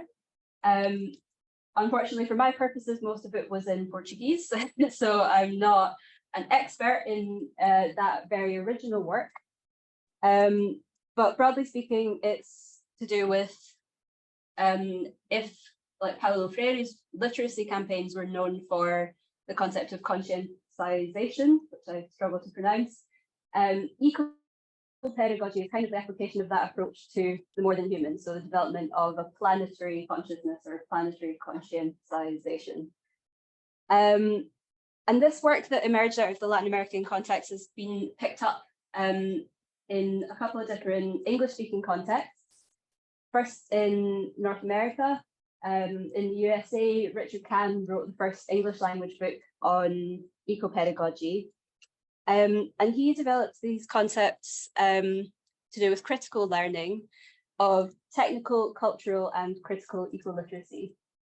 So that is essentially saying that in order to have effective learning about the Earth, we need to go beyond a technical or purely scientific understanding, as was the case maybe in kind of mid to late 20th century. That was quite a dominant approach to scientific environmental education.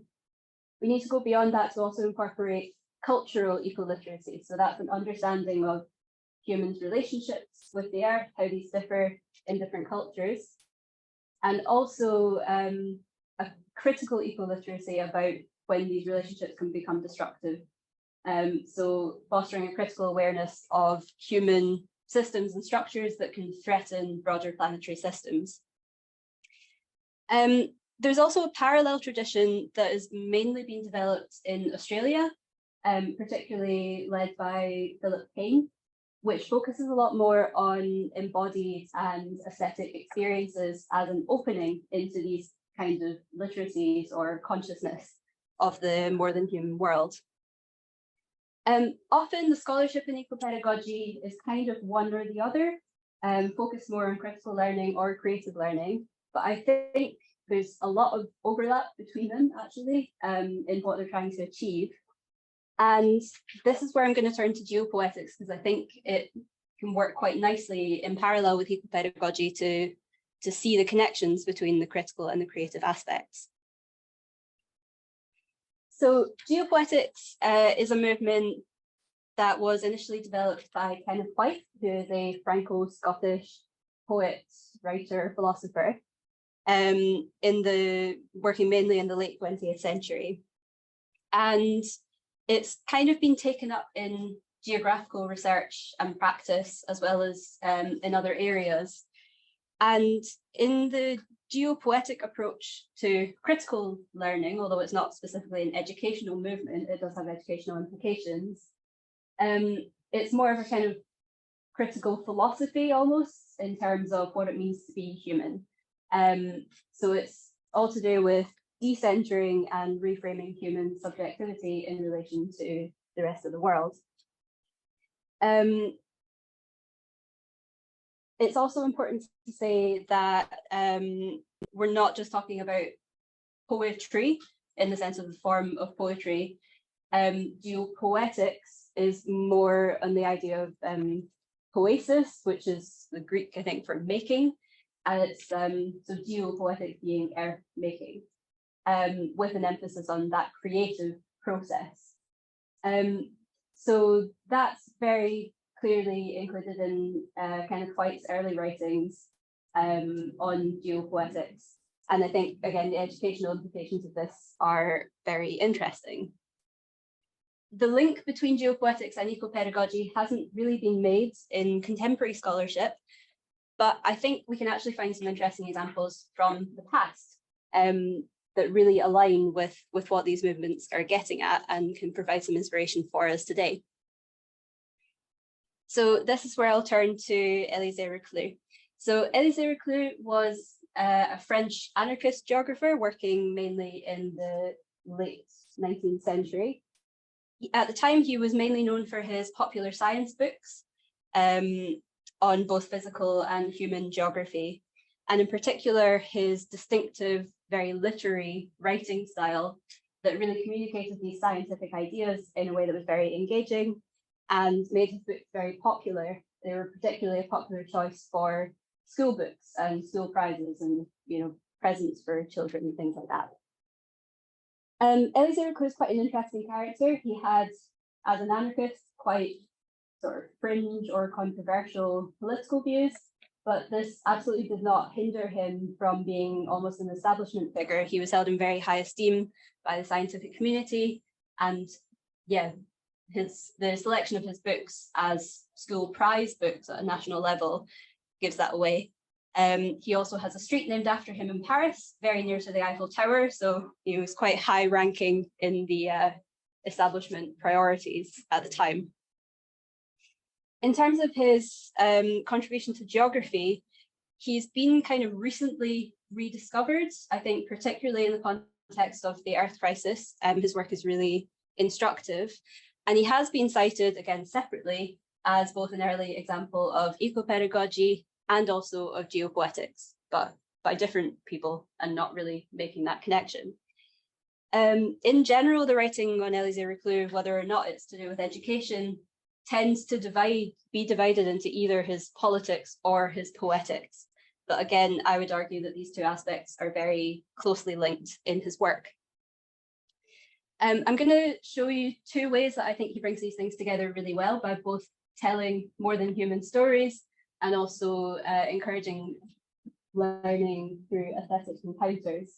And I think these are nicely exemplified in his book, The History of a Mountain, which was translated into English in 1881.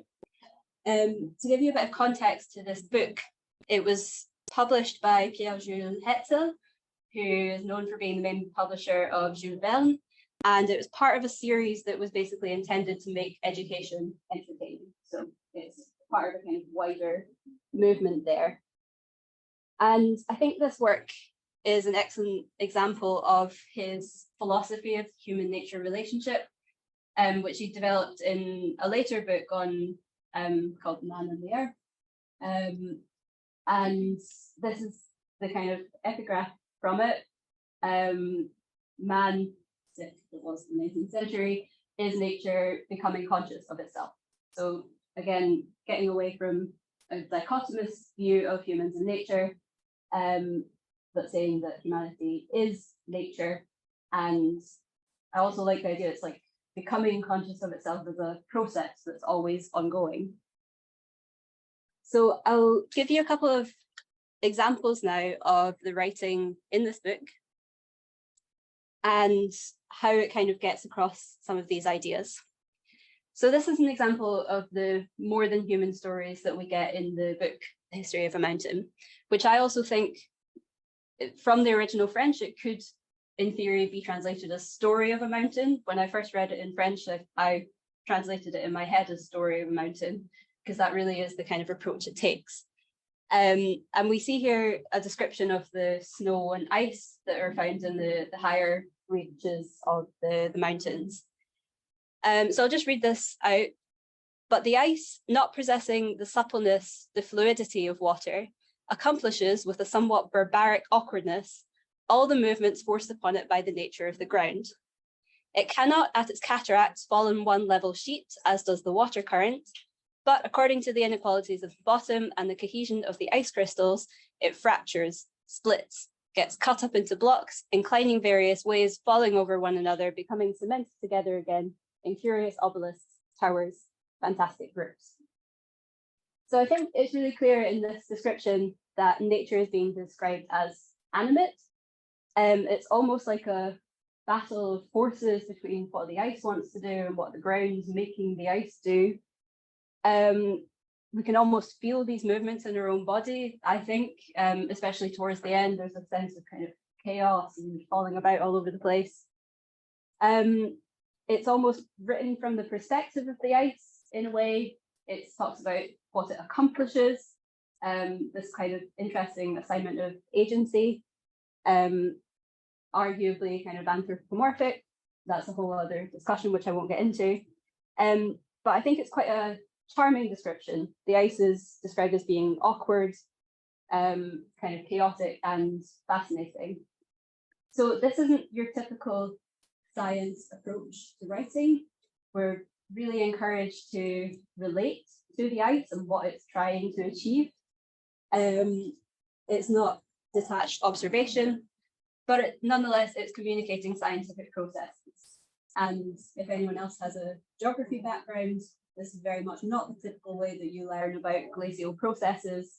It tends to be very abstract, you know, the processes of erosion, abrasion, ablation, all of these kinds of things. I think this is a really excellent way of getting across that same information. Within The History of a Mountain, Reclus also talks about the production of knowledge about the glaciers in the mountain, which is quite interesting in itself. That process of knowledge making isn't always made visible in these kinds of texts. So this is another extract depicting learning through aesthetic encounters. We're certainly bound to award great praise to the courageous savant who descends into the depths of the glacier to study its striae, its air bubbles, its crystals. But how many things may we not contemplate on the surface? How many charming details are we not permitted to perceive? How many laws are not revealed to our eyes if we know how to look? When by long exploration we've become familiar with the glacier, and we know how to account to ourselves for all the little changes which take place upon its surface, it is a delight, a joy, to roam about it on a fine summer's day. So clearly, the knowledge construction process described here is democratic.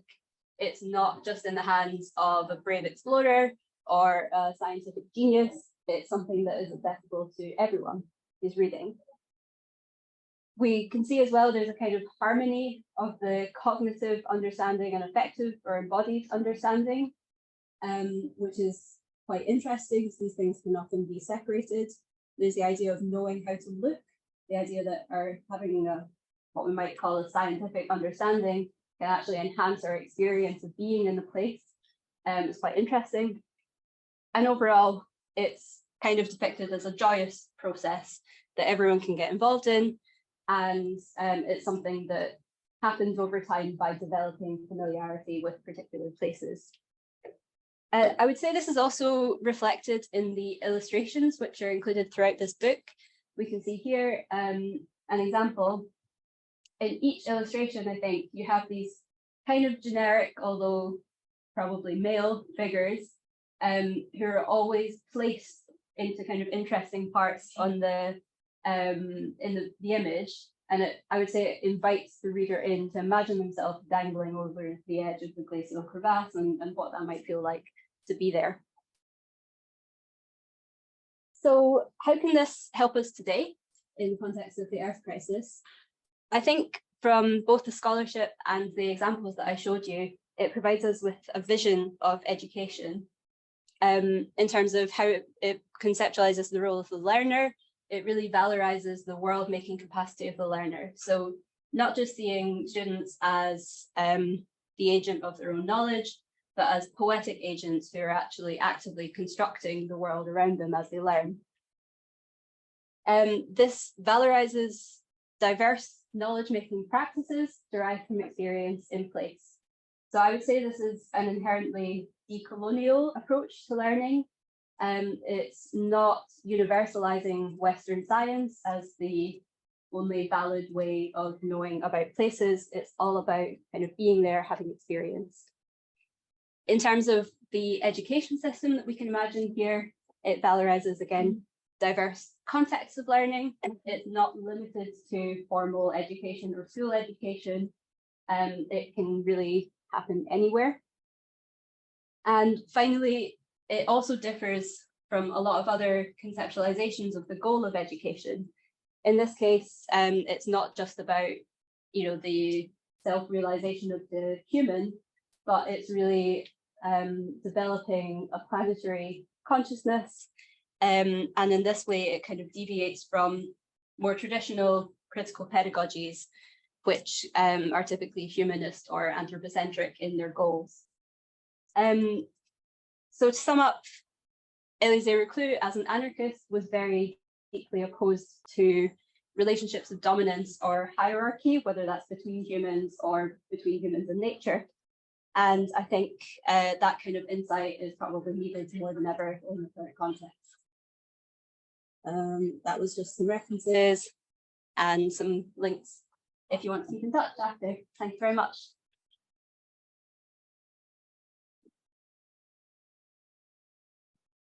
Happy to take any questions.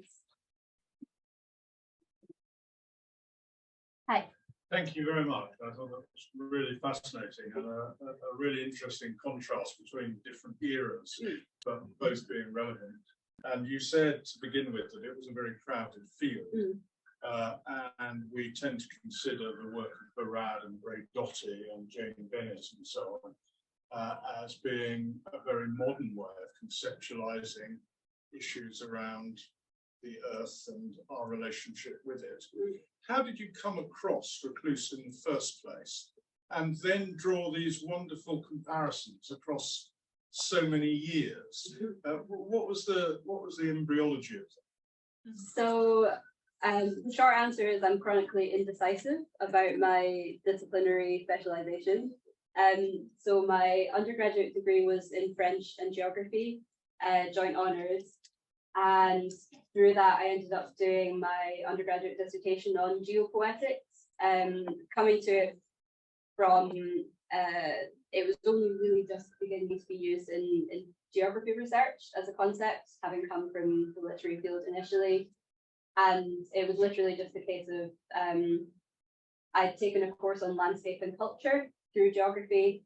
I decided to do my dissertation in that area, and I went to my supervisor and said, well, I like French, I like literature, I like this course, I don't really know what to do. And he said, we heard of geopoetics, and kind of from there, Kenneth White writes about Elisée as kind of an inspiration for geopoetics, and I just thought he was quite an interesting figure. So yeah, I came to it through that way.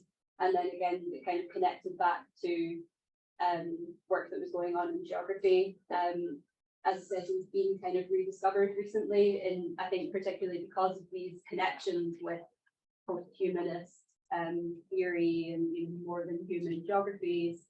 Yeah. So yeah, that was how I came to it.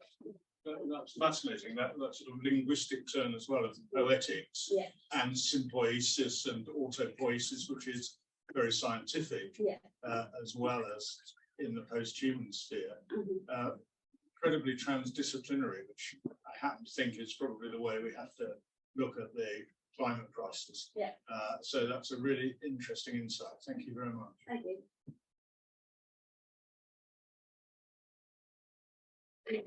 I know you said that you wouldn't go into it, but how to get away from the anthropomorphism? Yeah, I suppose my question is, to what extent should we get away from anthropomorphism? I think when used with caution, it can actually be really interesting as a kind of imaginative process, as a way of relating.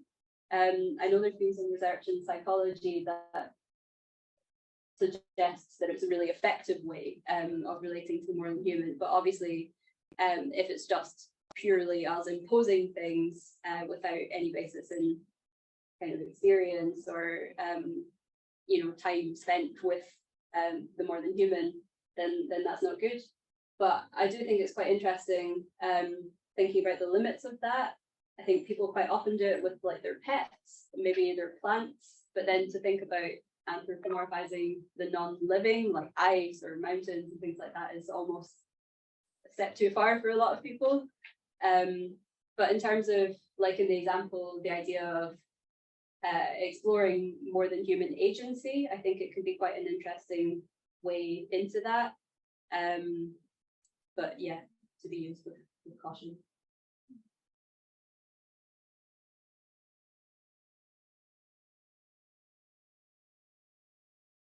Anything in the chat, or There's nothing in the chat as yet, so we can take a couple more.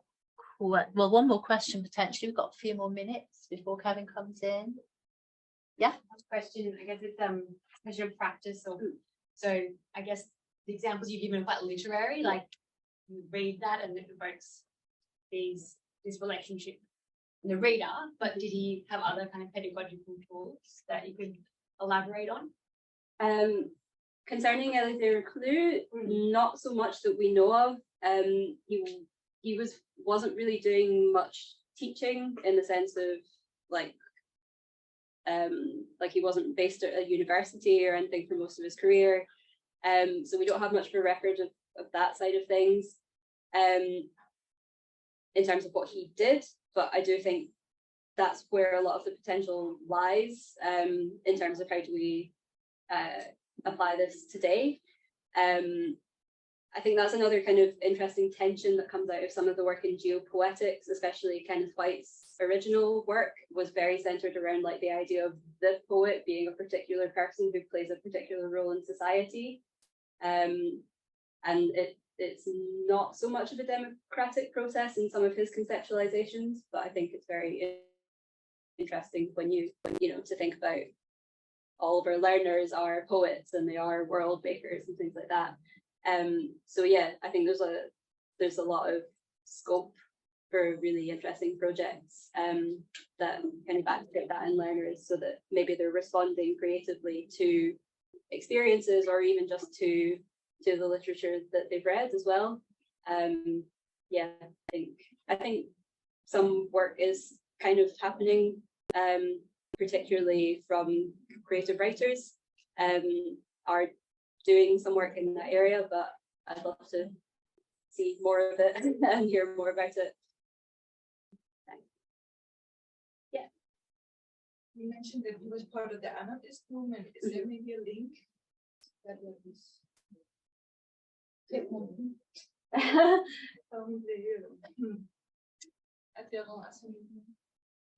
in terms of his approaches, was it more widespread in the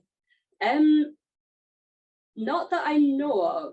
He was Reclus was very kind of close with Kropotkin, who's known more for kind of anarchist science. But yeah, I'm not so familiar with other anarchists that are working in this kind of area using creative approaches. I've seen some work suggesting that there was a lot of kind of cross-pollination between anarchist ideas and the ideas of like the neo-impressionists in terms of like small units of things interacting, and how that linked up with developments in chemistry at the time that were, you know, to do with the atom and interactions of different atoms and forms. But yeah, as far as I know, he was quite distinctive in his approach. Well, thank you very much, Kirsten. Perfect timing. I want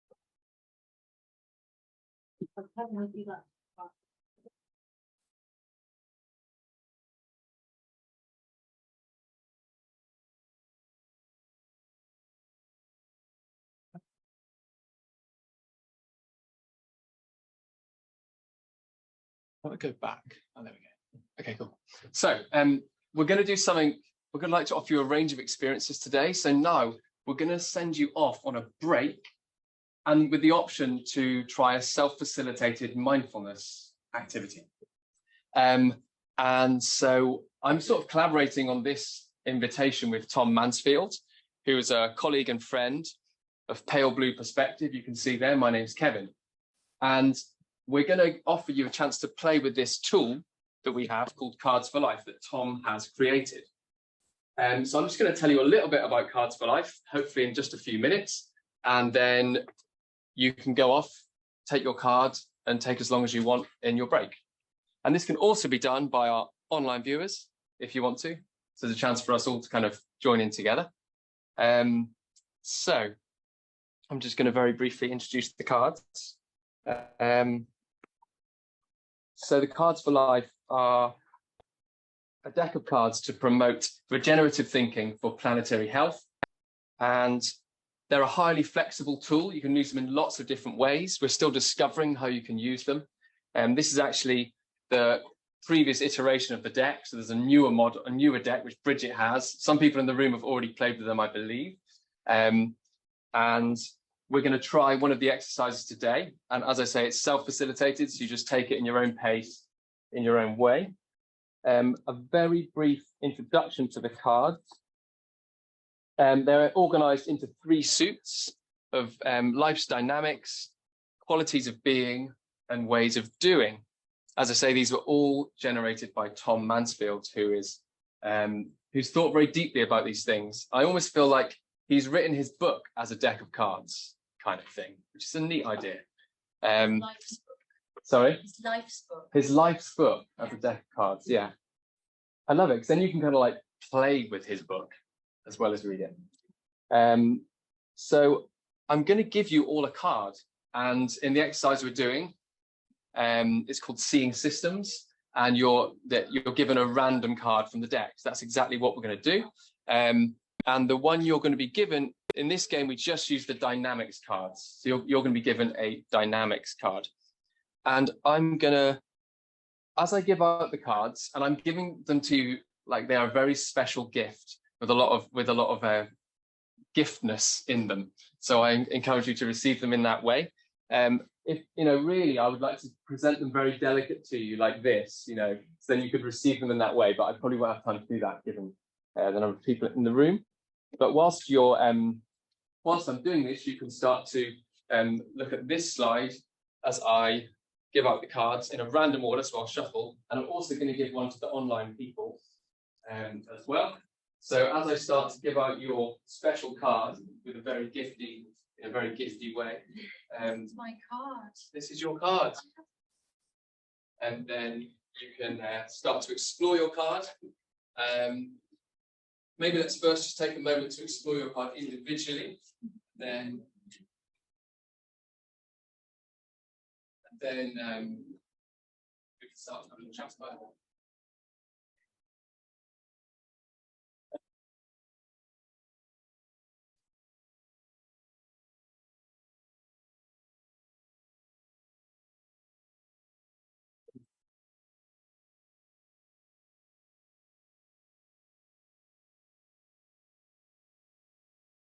And as it would happen, I've got a card and there's just one card left, which will be for our online team. So I will hold that up here so they can look at their card. So you've had a bit of time to explore your card. I'm actually not really going to over-explain things. I'm just want to send you out on your break. I'm just going to say a few things to explain the task. Like I say, the task is called Seeing Systems, which is one of a number of tasks that you get with the user guide when you buy a deck. And so you're simply going to go on a walk, explore the local ecology. You could find more naturey things if you go that way. There's more green stuff that way, or you could also just walk around the corridors. It's kind of like a mindful walk. And as you go, you're going to look for your dynamic, look for the concept that's on your card. In the human world and the more than human world. And the idea is to walk with that openness of attention and sort of presence and see where you see your dynamic pop up as you go. There's no way of doing it wrong, just having a nice walk, seeing what you notice. And the reflective feedback will also be self-facilitated. So as you get back, if you feel like you'd like to chat to someone about what you've discovered, please do so. And I'll be here as well if you can't find anyone. And that is it. You can take your card with you, or you can leave it here. I would like them back at the end, please. And that's it. There's also a little QR code if you want to get yourself a deck, you can scan that, and that all happens there. And that is it. The next session begins at 4 o'clock. 4 o'clock. With Suzanne Dhaliwal. So Suzanne is presenting online. We have seen that this works, with Corinne did earlier. So this is good news because Danny also will need to present online tomorrow, won't we, Danny? So hopefully that will work quite well. So we'll see you back here at 4 with your wanderings and your cards. Say that getting a set of cards doesn't just mean having a set of cards. It means that you join an amazing community practice with creative challenges and sharings and events. Absolutely, yeah. It's really cool. Yeah. It's very much a kind of blossoming. Yeah.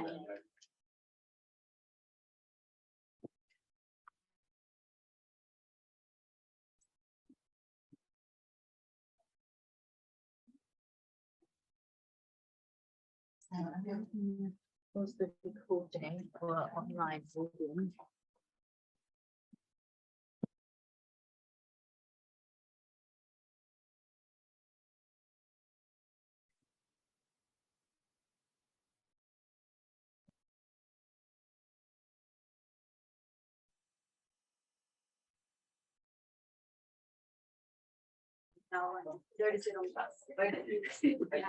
That's so kind of you to. So just to remind you that I'm recording this session.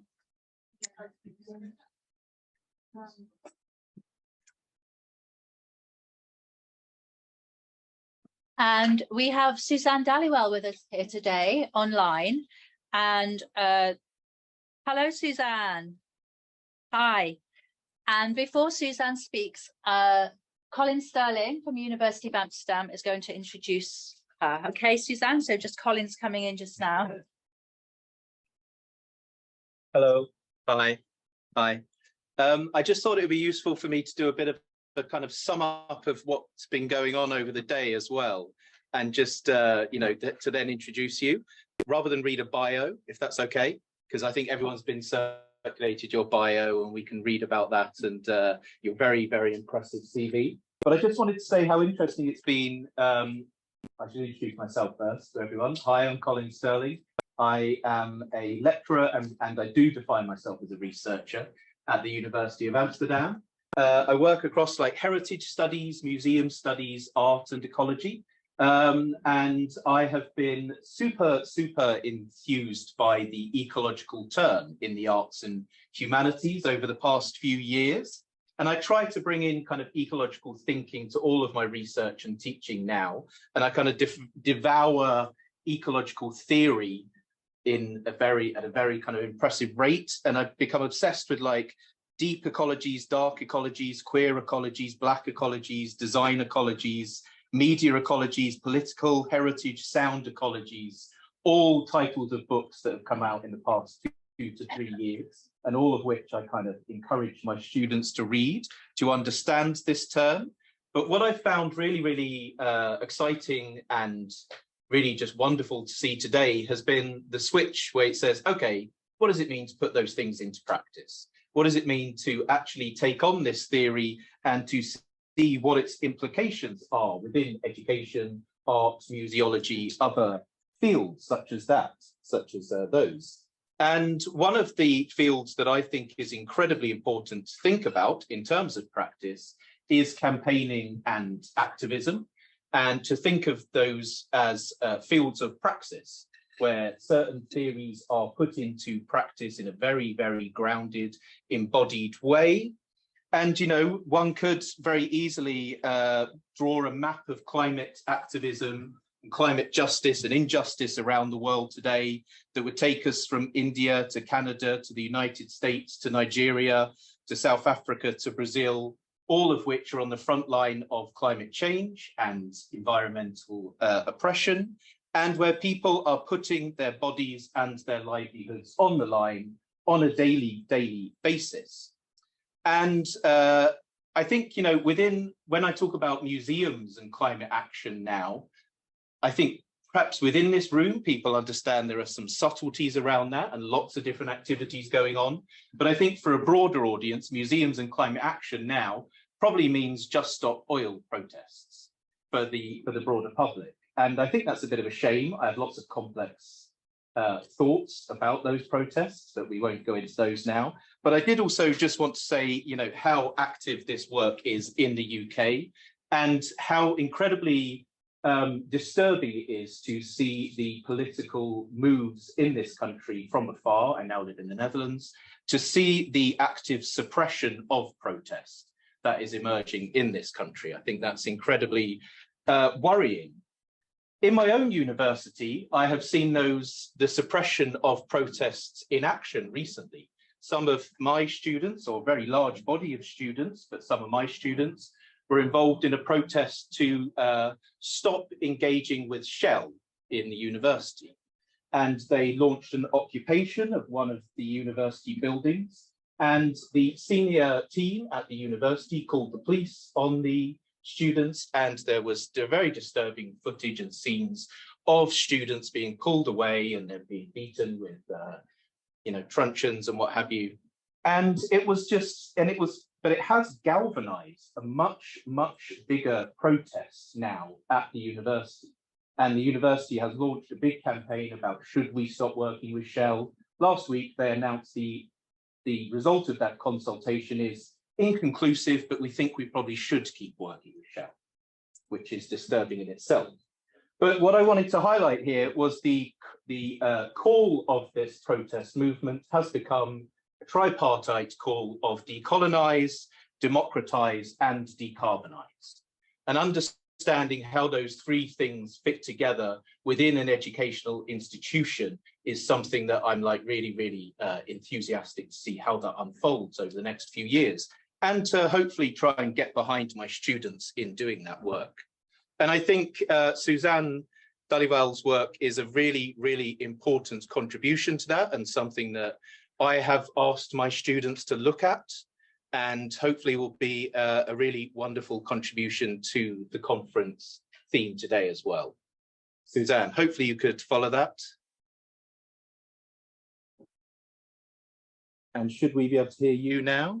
Yeah, I'm just going to unmute. Hi, everyone, and do that wonderful thing where we get the Zoom going. Great. Well, thanks for that introduction and setting the scene there. And just to echo a few points there, I think I really sort of share your perspective that the role of culture within the climate conversation has been, for better or worse, and that's a complex conversation, been reduced a little bit by some of the protests that have been happening, but also amplified. Again, it's complex. But it's interesting to note that actually museums are considered one of the most trusted sources of information on the climate change, rivaling even politicians. So I think, you know, the role that museums and cultural institutions play in the climate crisis are going to only expand. And as we've seen actually at the last COP, we saw there actually language written about the, you know, the centrality of cultural heritage and traditional ecological knowledge in terms of the protection of key sites, but also that knowledge that that brings to the cultural solutions to the crisis. So just wanted to open up with that. And I think as often a lot of the theory can be so enriching and support us with understanding what we're doing. And then it's also very central to ground that into the frontline struggles that we see that are trying to resist extractivism. And this first image here, I like to start with this because it's a piece that I made, actually, a megaphone, where we reversed the engineering of the megaphone so that it's actually a listening device. You can actually hear microscopic sounds. And it was something that came about in kind of finding that, as well as amongst the activism, there was a real need to also make visible the practices around listening and how that is a central part of decolonization when we are forming creative strategies in response to the climate crisis. So just to bring some terminology and some, you know, understanding around how I view the climate crisis, I actually started working in Indigenous rights and extractivism. And there we see that, you know, there's a real correlation between the biodiversity that needs to be protected and the Indigenous peoples who have lived on that land since time immemorial. If we lay over a map, you would see that, you know, 80% of the biodiversity that needs to be protected globally is in some form of custodianship by Indigenous people, who only make up 5% of the population. So it's really crucial. In the last few years, I feel like we've spun out a little bit, and while the climate conversation has expanded, it's lost itself a little bit in terms of being very centered on keeping fossil fuels in the ground, on the protection of biodiversity, and also the communities who have been fighting that struggle since the beginning of you know, white supremacy, since colonialism and imperialism, and the beginnings of that extractivism. So for me, that journey really started in Canada, in the Canadian tar sands, and what is happening there is one of the largest sites of ecocide on the planet. And many of you probably know ecocide is a term and phrase that's been developed both by the late lawyer Polly Higgins and also many Indigenous peoples. And the term refers to the, you know, an extent of devastation to a territory which is significant to the point where it cannot be remediated, and it impacts those communities. So it's very crucial that we connect the movements to stop ecocide with the movements to protect the climate for future generations as well. And so, you know, working in this space, you can see at the top, that's the boreal forest, which is one of the largest carbon sinks on the planet. And at the bottom is the tar sands, which is basically heavy oil. It's similar to fracking, except it uses open pit mining. It's oil. There's 3 to 5 barrels of water consumed for every barrel of oil, and in certain places actually using natural gas to extract the oil. So that's like, you know, using caviar to make spam in a very crude analogy. And so in about 2009, that was when I started to really make the linkages between what was happening in Canada.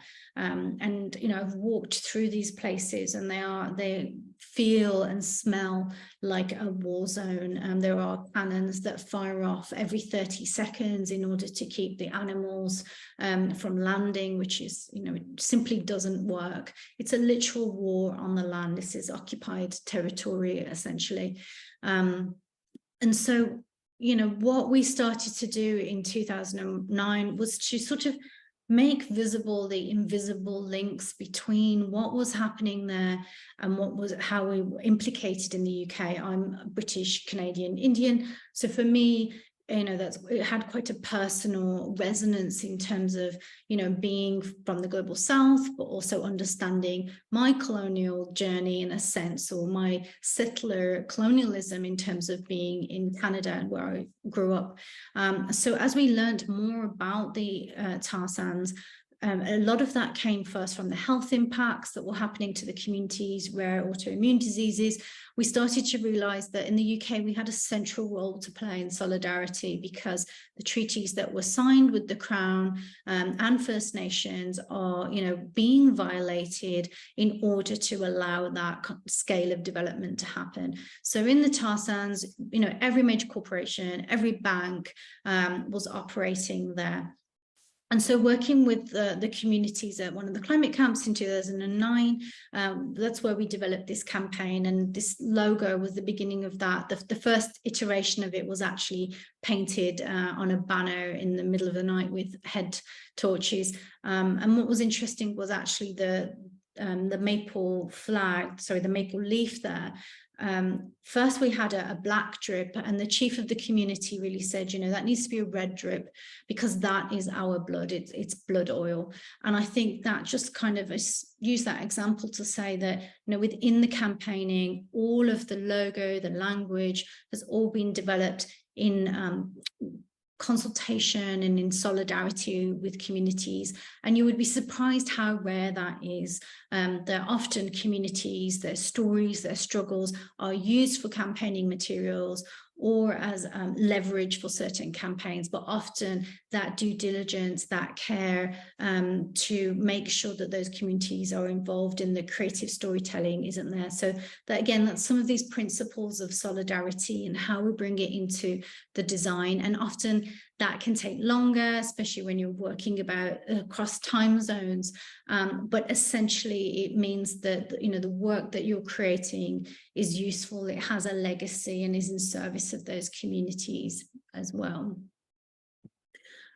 So I think, you know, one of the other things that's really interesting to think about is that with activism, sometimes the images that we get in press and in journalism can often dictate what we think those cultures of activism mean. However, you know, despite the success of groups like XR and Just Stop Oil in the last few years, you know, we are, especially as communities of colour, coming into lineages of cultural organising that are really crucial in terms of understanding the strategies, both legal, social, that we have in terms of resisting extractivism. So in this sense, you know, we had a healing walk in the tar sands, which was, you know, part of raising awareness what was happening there, but it was also a healing walk, and that was from the request of the communities to, you know, as well as thinking about the destruction that's happening, to call in the healing, to imagine futures for this place, which is, you know, essentially being devastated. So I think, you know, when we're thinking about cultures of organising and activism, part of that is centering voices of colour, but it's also thinking about the varieties of forms that can take, and the different epistemologies and ways of being and beings that can be involved in that. And I mean that in terms of the spiritual legacies and the intergenerational aspect to that as well.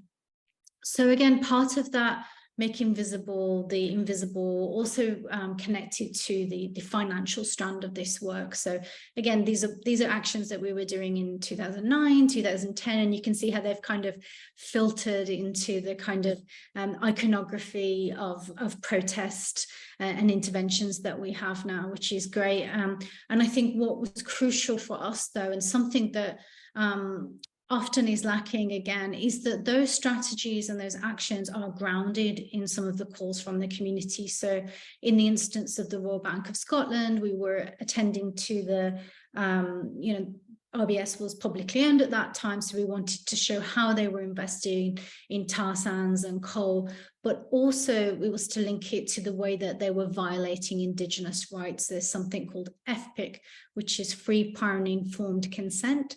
And any project that hasn't gone through that process is essentially illegal. And so I think that's really important to also think about the human rights violations, as well as the carbon footprint of these projects. And with the picture on the ground, that was at the BP AGM, just a few, I think the year after the BP Gulf spill. And there we were, doing a stunt, bringing attention, but also there was a call from the community for compensation for those impacted by the spill who had lost their livelihoods due to the Corexit that was used on the water to clean up. And so we worked very closely with the community there to deliver their legal documents, to open space for them, and also thinking about the lines that you get in the press from doing such an action. Once you open that portal to power, how do you lift up the voices and the on-the-ground needs of those communities? And then, as well as challenging banks and corporations in that work, we've also been looking at how, European climate legislation has been undermined by the fossil fuel industry. And in this case, we also had Canada, Green Canada, was also in trade negotiations with Europe at the time. So they were using this Canadian-European trade agreement to undermine this fossil fuel legislation. And anyone who's worked in Brussels on climate legislation knows that it's extremely tedious. It can be, dragged out for years. And so we had to think about ways that we could captivate people's imagination with this process. And again, how could we show this kind of revolving door where government, oil, and finance are working together to undermine the legislation that, civil society and governments are working so hard for. So in this instance, we worked with the activist called Lucy Sparrow. She does incredible work. She's all made of felt. And so we made these felt impacts, which was an intervention outside of Canada House during a meeting where the UK government and Canada were working to strategize on undermining this climate legislation.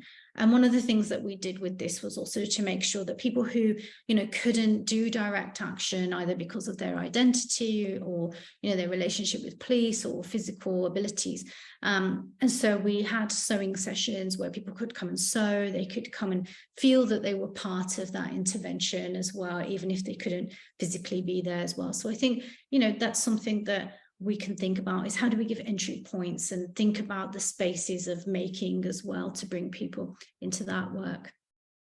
And, I think sometimes we get a little bit saturated as well with the same images of protests and so we have to constantly think about how do we reach new audiences in terms of still getting across some of these messages, but being where they are. So this was a hat that we commissioned, a series of 10 hats for Kate Middleton, actually, when she was traveling to Canada. And it was kind of a little bit of a play on, this kind of relationship between the Crown and oil and the Canadian tar sands, and a little bit absurd. And I think that's something that can be quite useful as well. We had banner ads in Grazia for this. This was before Instagram. So we were sort of thinking about how can the absurd kind of make people think, what is this about? And click more for information. Because I think that's something in activism we can do, where we can tell the whole story. But it's good for people to try and find a little bit more of their information themselves, or to be intrigued by the strange. I think for me, all of this work is, deeply, deeply inspired by the work that has happened from ancestral lineages, and specifically for me, working with communities impacted by extractivism. Some of the work we did in Nigeria around Shell and the cleanup there and the impacts on the Ogoni people. I got to work with a great artist, Sakari Douglas Camp, and we were working on a memorial for Ken Saro-Wiwa and the Ogoni Nine. And there I think we have these incredible legacies where, Ken Saro-Wiwa was not only an incredible environmentalist and a legislator, but also wrote comedy. He wrote kind of the Nigerian equivalent of EastEnders, and within that sort of weaving stories and characters who were on both sides of the issue around oil and labor. And I think that's something that we could really use more of sort of showing those characters who are on both sides of the struggle and understanding, why we have resistance or why we have the economic decisions that stop us taking the climate action that we like as well. And so this is just, the bus, which was actually ended up being impounded in Nigeria by the colonel who was responsible for the execution of Ken Saro-Wiwa. And this was back in 2015. And a little twist to this story, we just found out that the bus might be released now and might journey home to Ken's hometown. So it's an interesting twist there. But when it was impounded, we used that to, get press about the situation on the ground. And it really brought this message to a new generation. Once the bus was gone, we worked with a graphic designer and kind of got this movement going around the bus. And it traveled quite far, specifically on hip hop Twitter stations in Nigeria. So you can see how a campaign can change form. Even the absence of a work can become such a powerful presence in terms of bringing a story from one generation to the next as well. So it's going to be interesting to see what's going to happen when the bus finally reaches home. And, as someone who's been working as one of the few women of colour CEOs of an organisation in this space, with that work essentially has become the work of having to do anti-oppression and anti-racism work within the climate movement. And I think, there's usefulness in going through these conversations, and there's also time to acknowledge where we are and to move forward together. But one of the ways that I've tried to do that is to really focus on thinking about representation and how we represent our movements, because there's real implications of that for who gets funding, who gets resources, who writes the story of our movements, and also who is able to participate in those movements going forward. And so I think, we're in a really interesting moment right now where we're trying to see how we can, build a movement to get us through incredible difficulties, the convergence of fascism, of migration issues, and cost of living crisis as well. So one of the ways that I've done that is to really think about movements and research into movements as medicine in order to speak about those issues so that we can build movements that are stronger, and to reflect on our design decisions. So this is actually a process I've developed with the Social Sculpture Research Lab in Oxford. And it's a very simple process where we actually got this cloth from an old action and working with this idea of recentering, thinking about our power relationships and taking people through a dialogue process to think about how are those power relationships within our own lives, and how do they reflect on the design decisions that we make in our actions, how they look, who they center, who they omit. And I've done that with, range of large organizations like Greenpeace, 350, and also smaller anarchist groups as well. And I think that's been a really crucial thing for me, why art has actually become a home for me, where when we focus on the design decisions, we open up possibilities for doing things differently, and also can create a space where we're trying to understand each other and move beyond the language and the theory sometimes into, well, what can that praxis look like? And so I think, we're again, sorry, I'm just going to thinking about where we are at the moment, we've just had some of the hottest days in the record of, human and also the Earth's own temperature record. And I think we're really in a moment now where, as well as responding to keeping fossil fuels in the ground, we are now in a space where we are in a continual state of responding to emergency. I'm from the Punjab, and I just saw, in the last few days, there's been incredible floods that have been happening and disaster relief happening. And that's something that we need to think about, is how do we have a communications and a climate movement that is both educating people about the future impacts of the crisis, but is also responsive and attuned to what is already happening. We've already passed some of the thresholds, and now we need to switch into a space where we are a global community that is moving resources and responding to those climate catastrophes. And I think a lot of the things that we've learned from the coronavirus and the pandemic there, and the mutual aid abilities and the networks that we formed, will really feed into what this future movement might look like.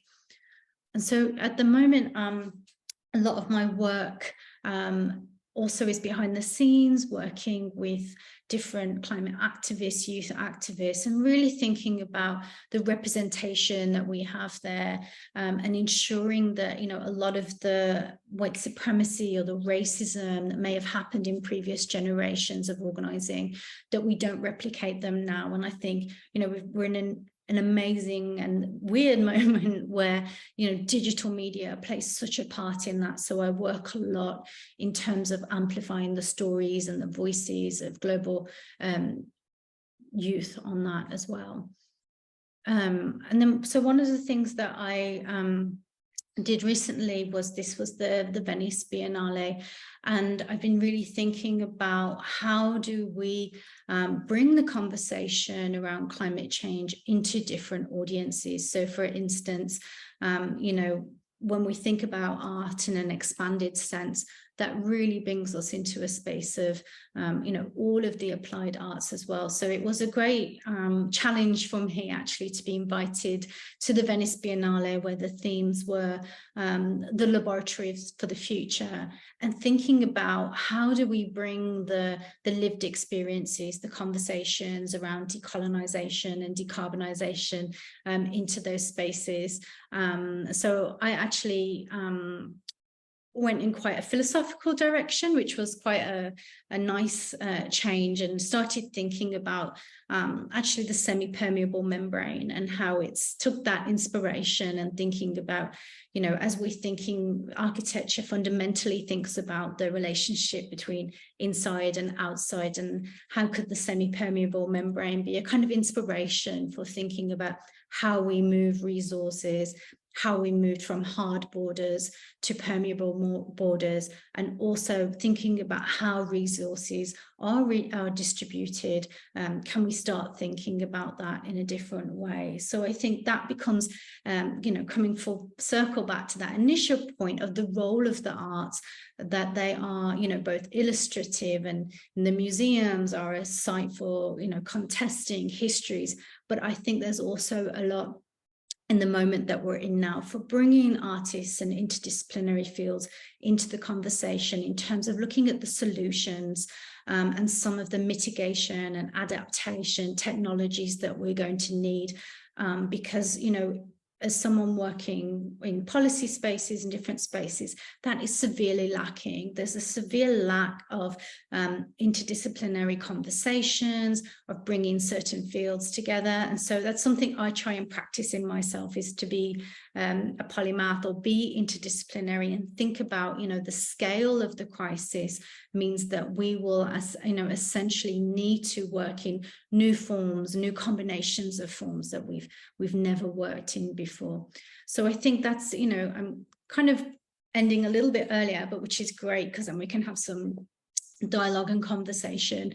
But, really thinking about what does this climate movement and this communications future look like? How do we challenge ourselves in terms of the ways that we've been practicing activism, and how do we do a kind of real phenomenological check-in of where are we at with the climate crisis?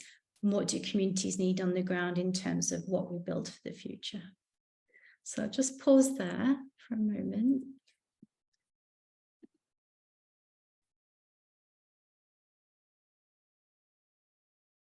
And I'll just see if there's any questions. And oh, there's a comment here. That was an amazing, fluid and wonderfully kind of reflective presentation that brought in so many facets that we all need to take on board. Questions in the room and online. Online questions can go in the chat as before. If you want to ask a question and for Suzanne to see you, you can come and stand where I'm standing, as we did previously.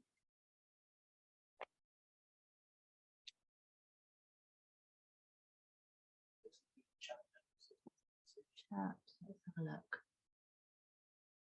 So Dennis says, oh, we had the bus for the Egonian outside education building at Goldsmiths around 2007. That's a wonderful bit of history. Dennis used to run this, well, he started up the Centre for Arts and Learning, and it was my PhD supervisor, so he would have seen it around that time. Thank you, Dennis. That's great. And just to say to Dennis, the bus may be going through a new history if it does get released and does go to Ken's hometown. So I'll keep you updated on that. Kevin, do you want to come and ask?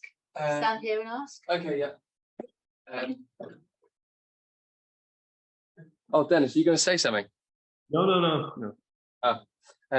Yeah, thanks, Suzanne.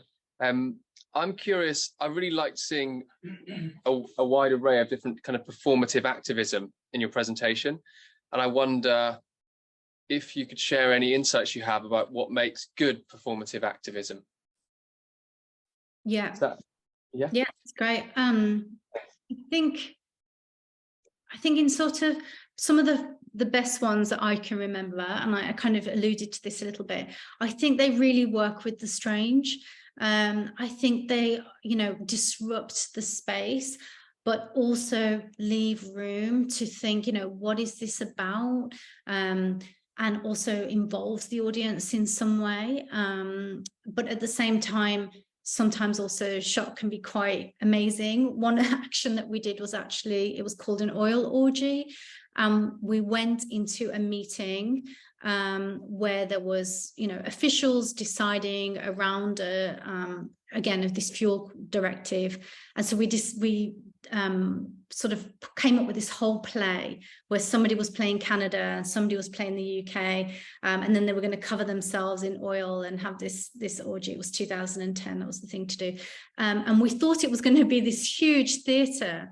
And then we got in the room and it was tiny little tables, and they still did it, and they still did this performance. And I think there was this element of kind of comedy to it as well. There was a script, but also it was quite shocking as well. I do think we're in a slightly different moment now, where I think we've kind of saturated the kind of shock value. And so I think going to things that are a bit more kind of bigger scale in terms of maybe moving out of that aesthetic, I think would be an interesting space to go. But it's so contextual if you're doing that in a shareholder meeting, or if you're doing that in a gallery. And to bring it full circle back to the Just Stop Oil actions, one of my issues with them has mainly been the storytelling. I think your action needs to tell a story. So the target that you take, it needs to connect to what you're asking, and also having either a banner or really clear communications is really good in terms of bringing people on side. Otherwise you can end up actually alienating your audience.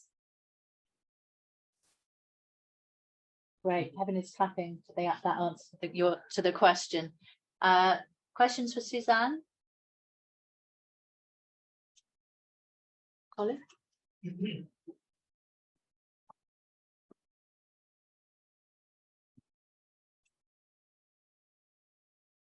So it's a very weird setup here, and we can't turn the camera, right?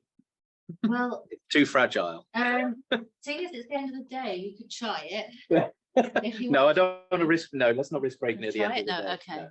okay. No. I was just gonna thank you so much for that presentation. It was like everything I kind of hoped it would be in terms of bringing forward so many of these issues.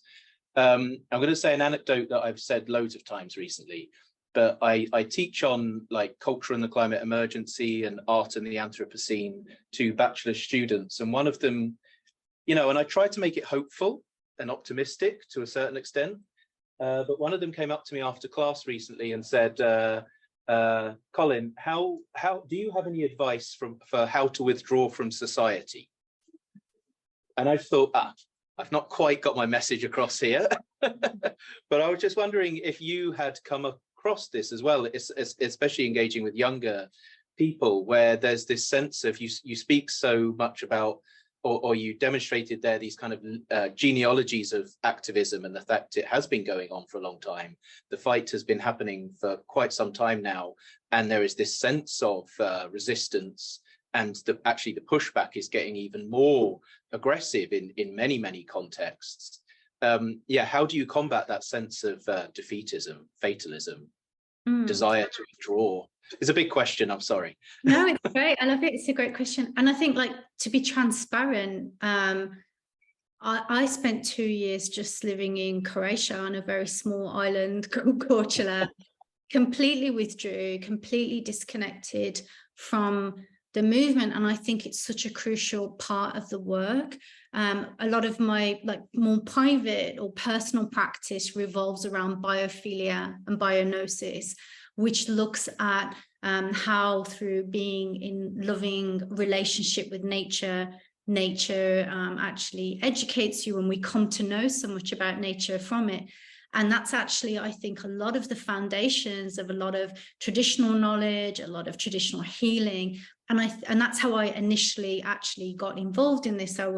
My brother's autistic, and I was seeking medicines for him. And it was through those ceremonies that I started to learn about what was happening in the tar sands, what was happening on the land.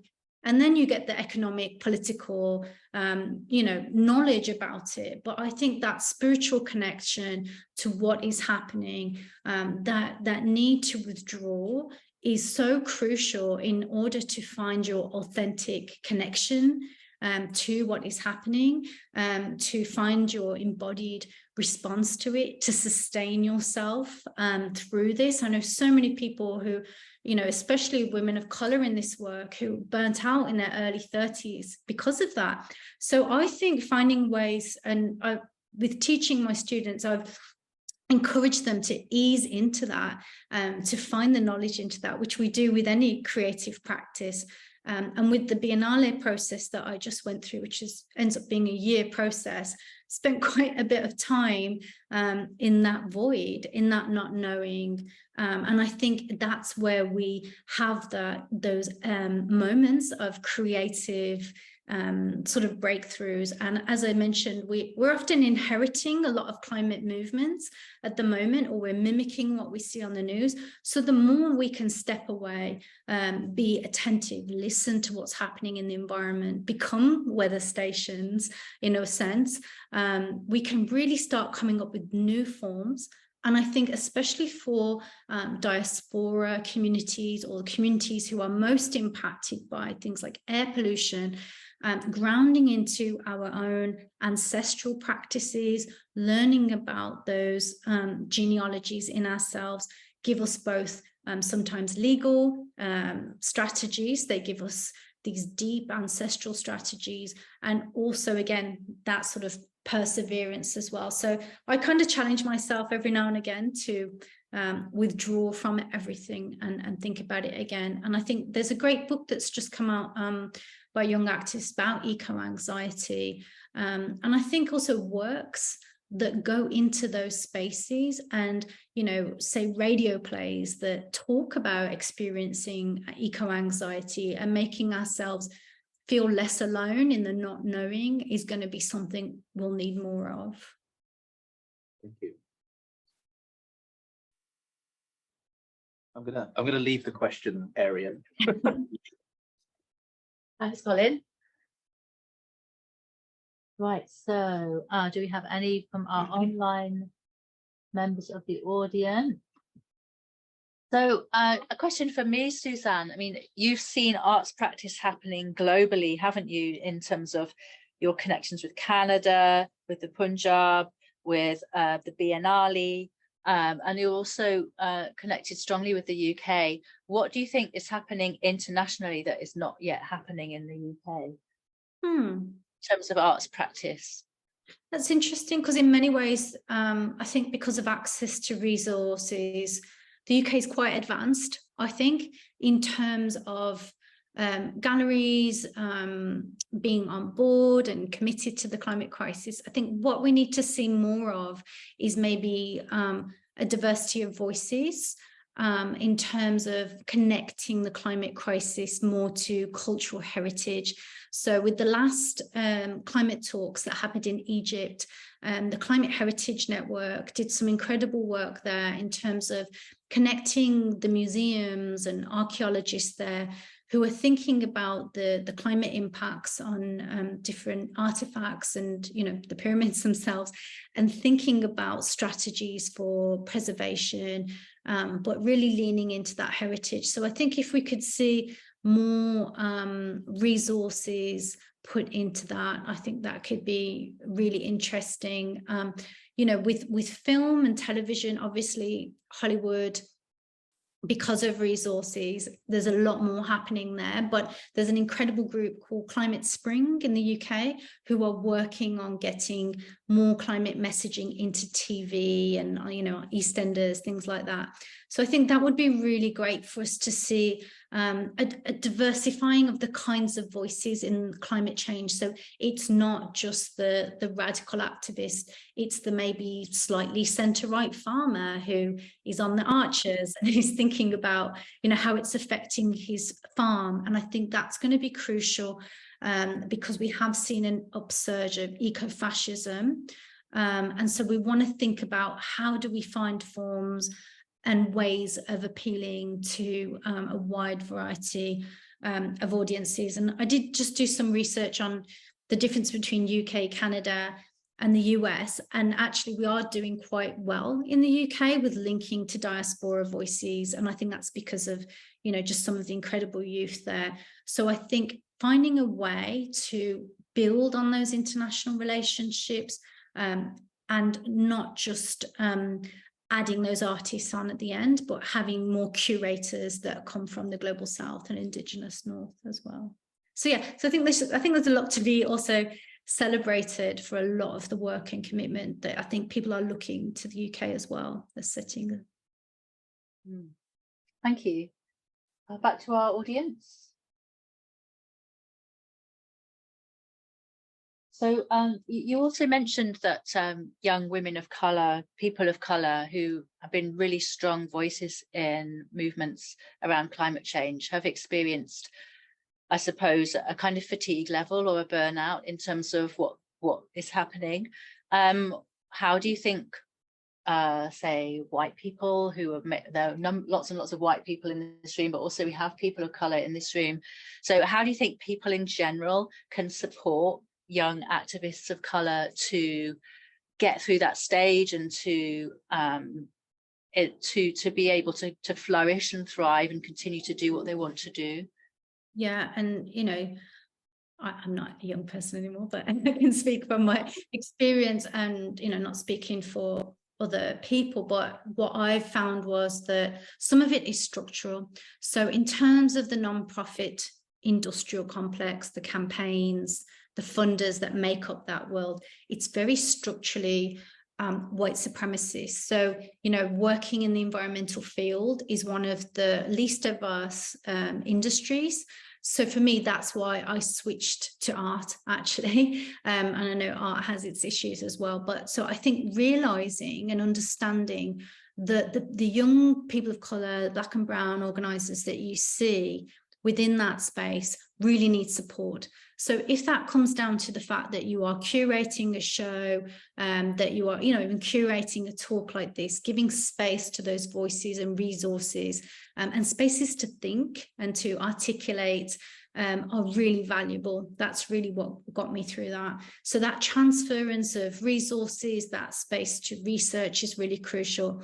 And then it kind of comes back to the original megaphone turned back into a listening device, is to really listen to what the climate crisis or the environmental crisis means to those communities, where they are at.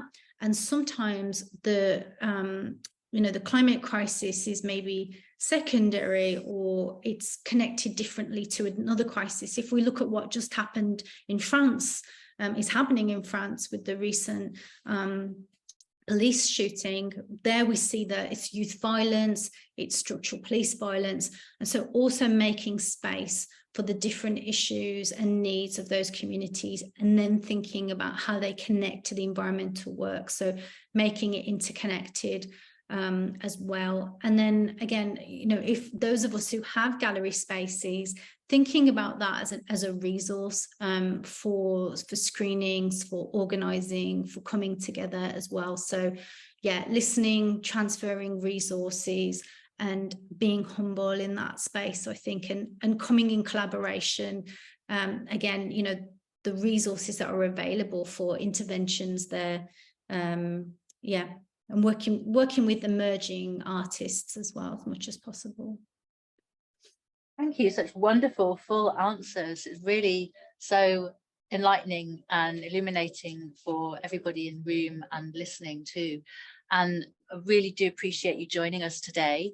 And we hope to hear more of your publications and presentations in the future. And yeah, so you've mentioned some fascinating projects that you've been working on. So I hope you'll agree, everybody, that this is a kind of resounding draw to a close for our first day of the Ecologies in Practice conference. And a round of applause for Suzanne.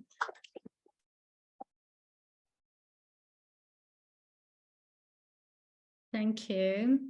Thank you, Suzanne. And have a great conference. Thank you so much. Thank you so much for joining us. Bye. Take care.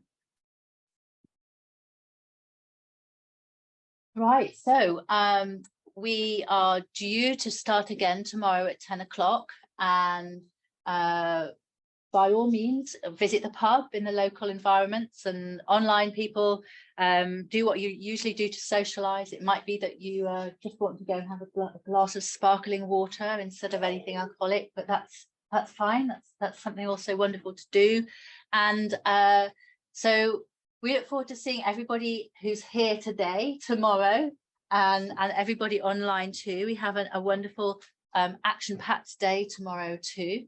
And yeah, I mean, if you want to pass on any documents or comments or questions to our speakers from today, I will circulate the emails amongst everybody so that you can make an afterwards contact as well.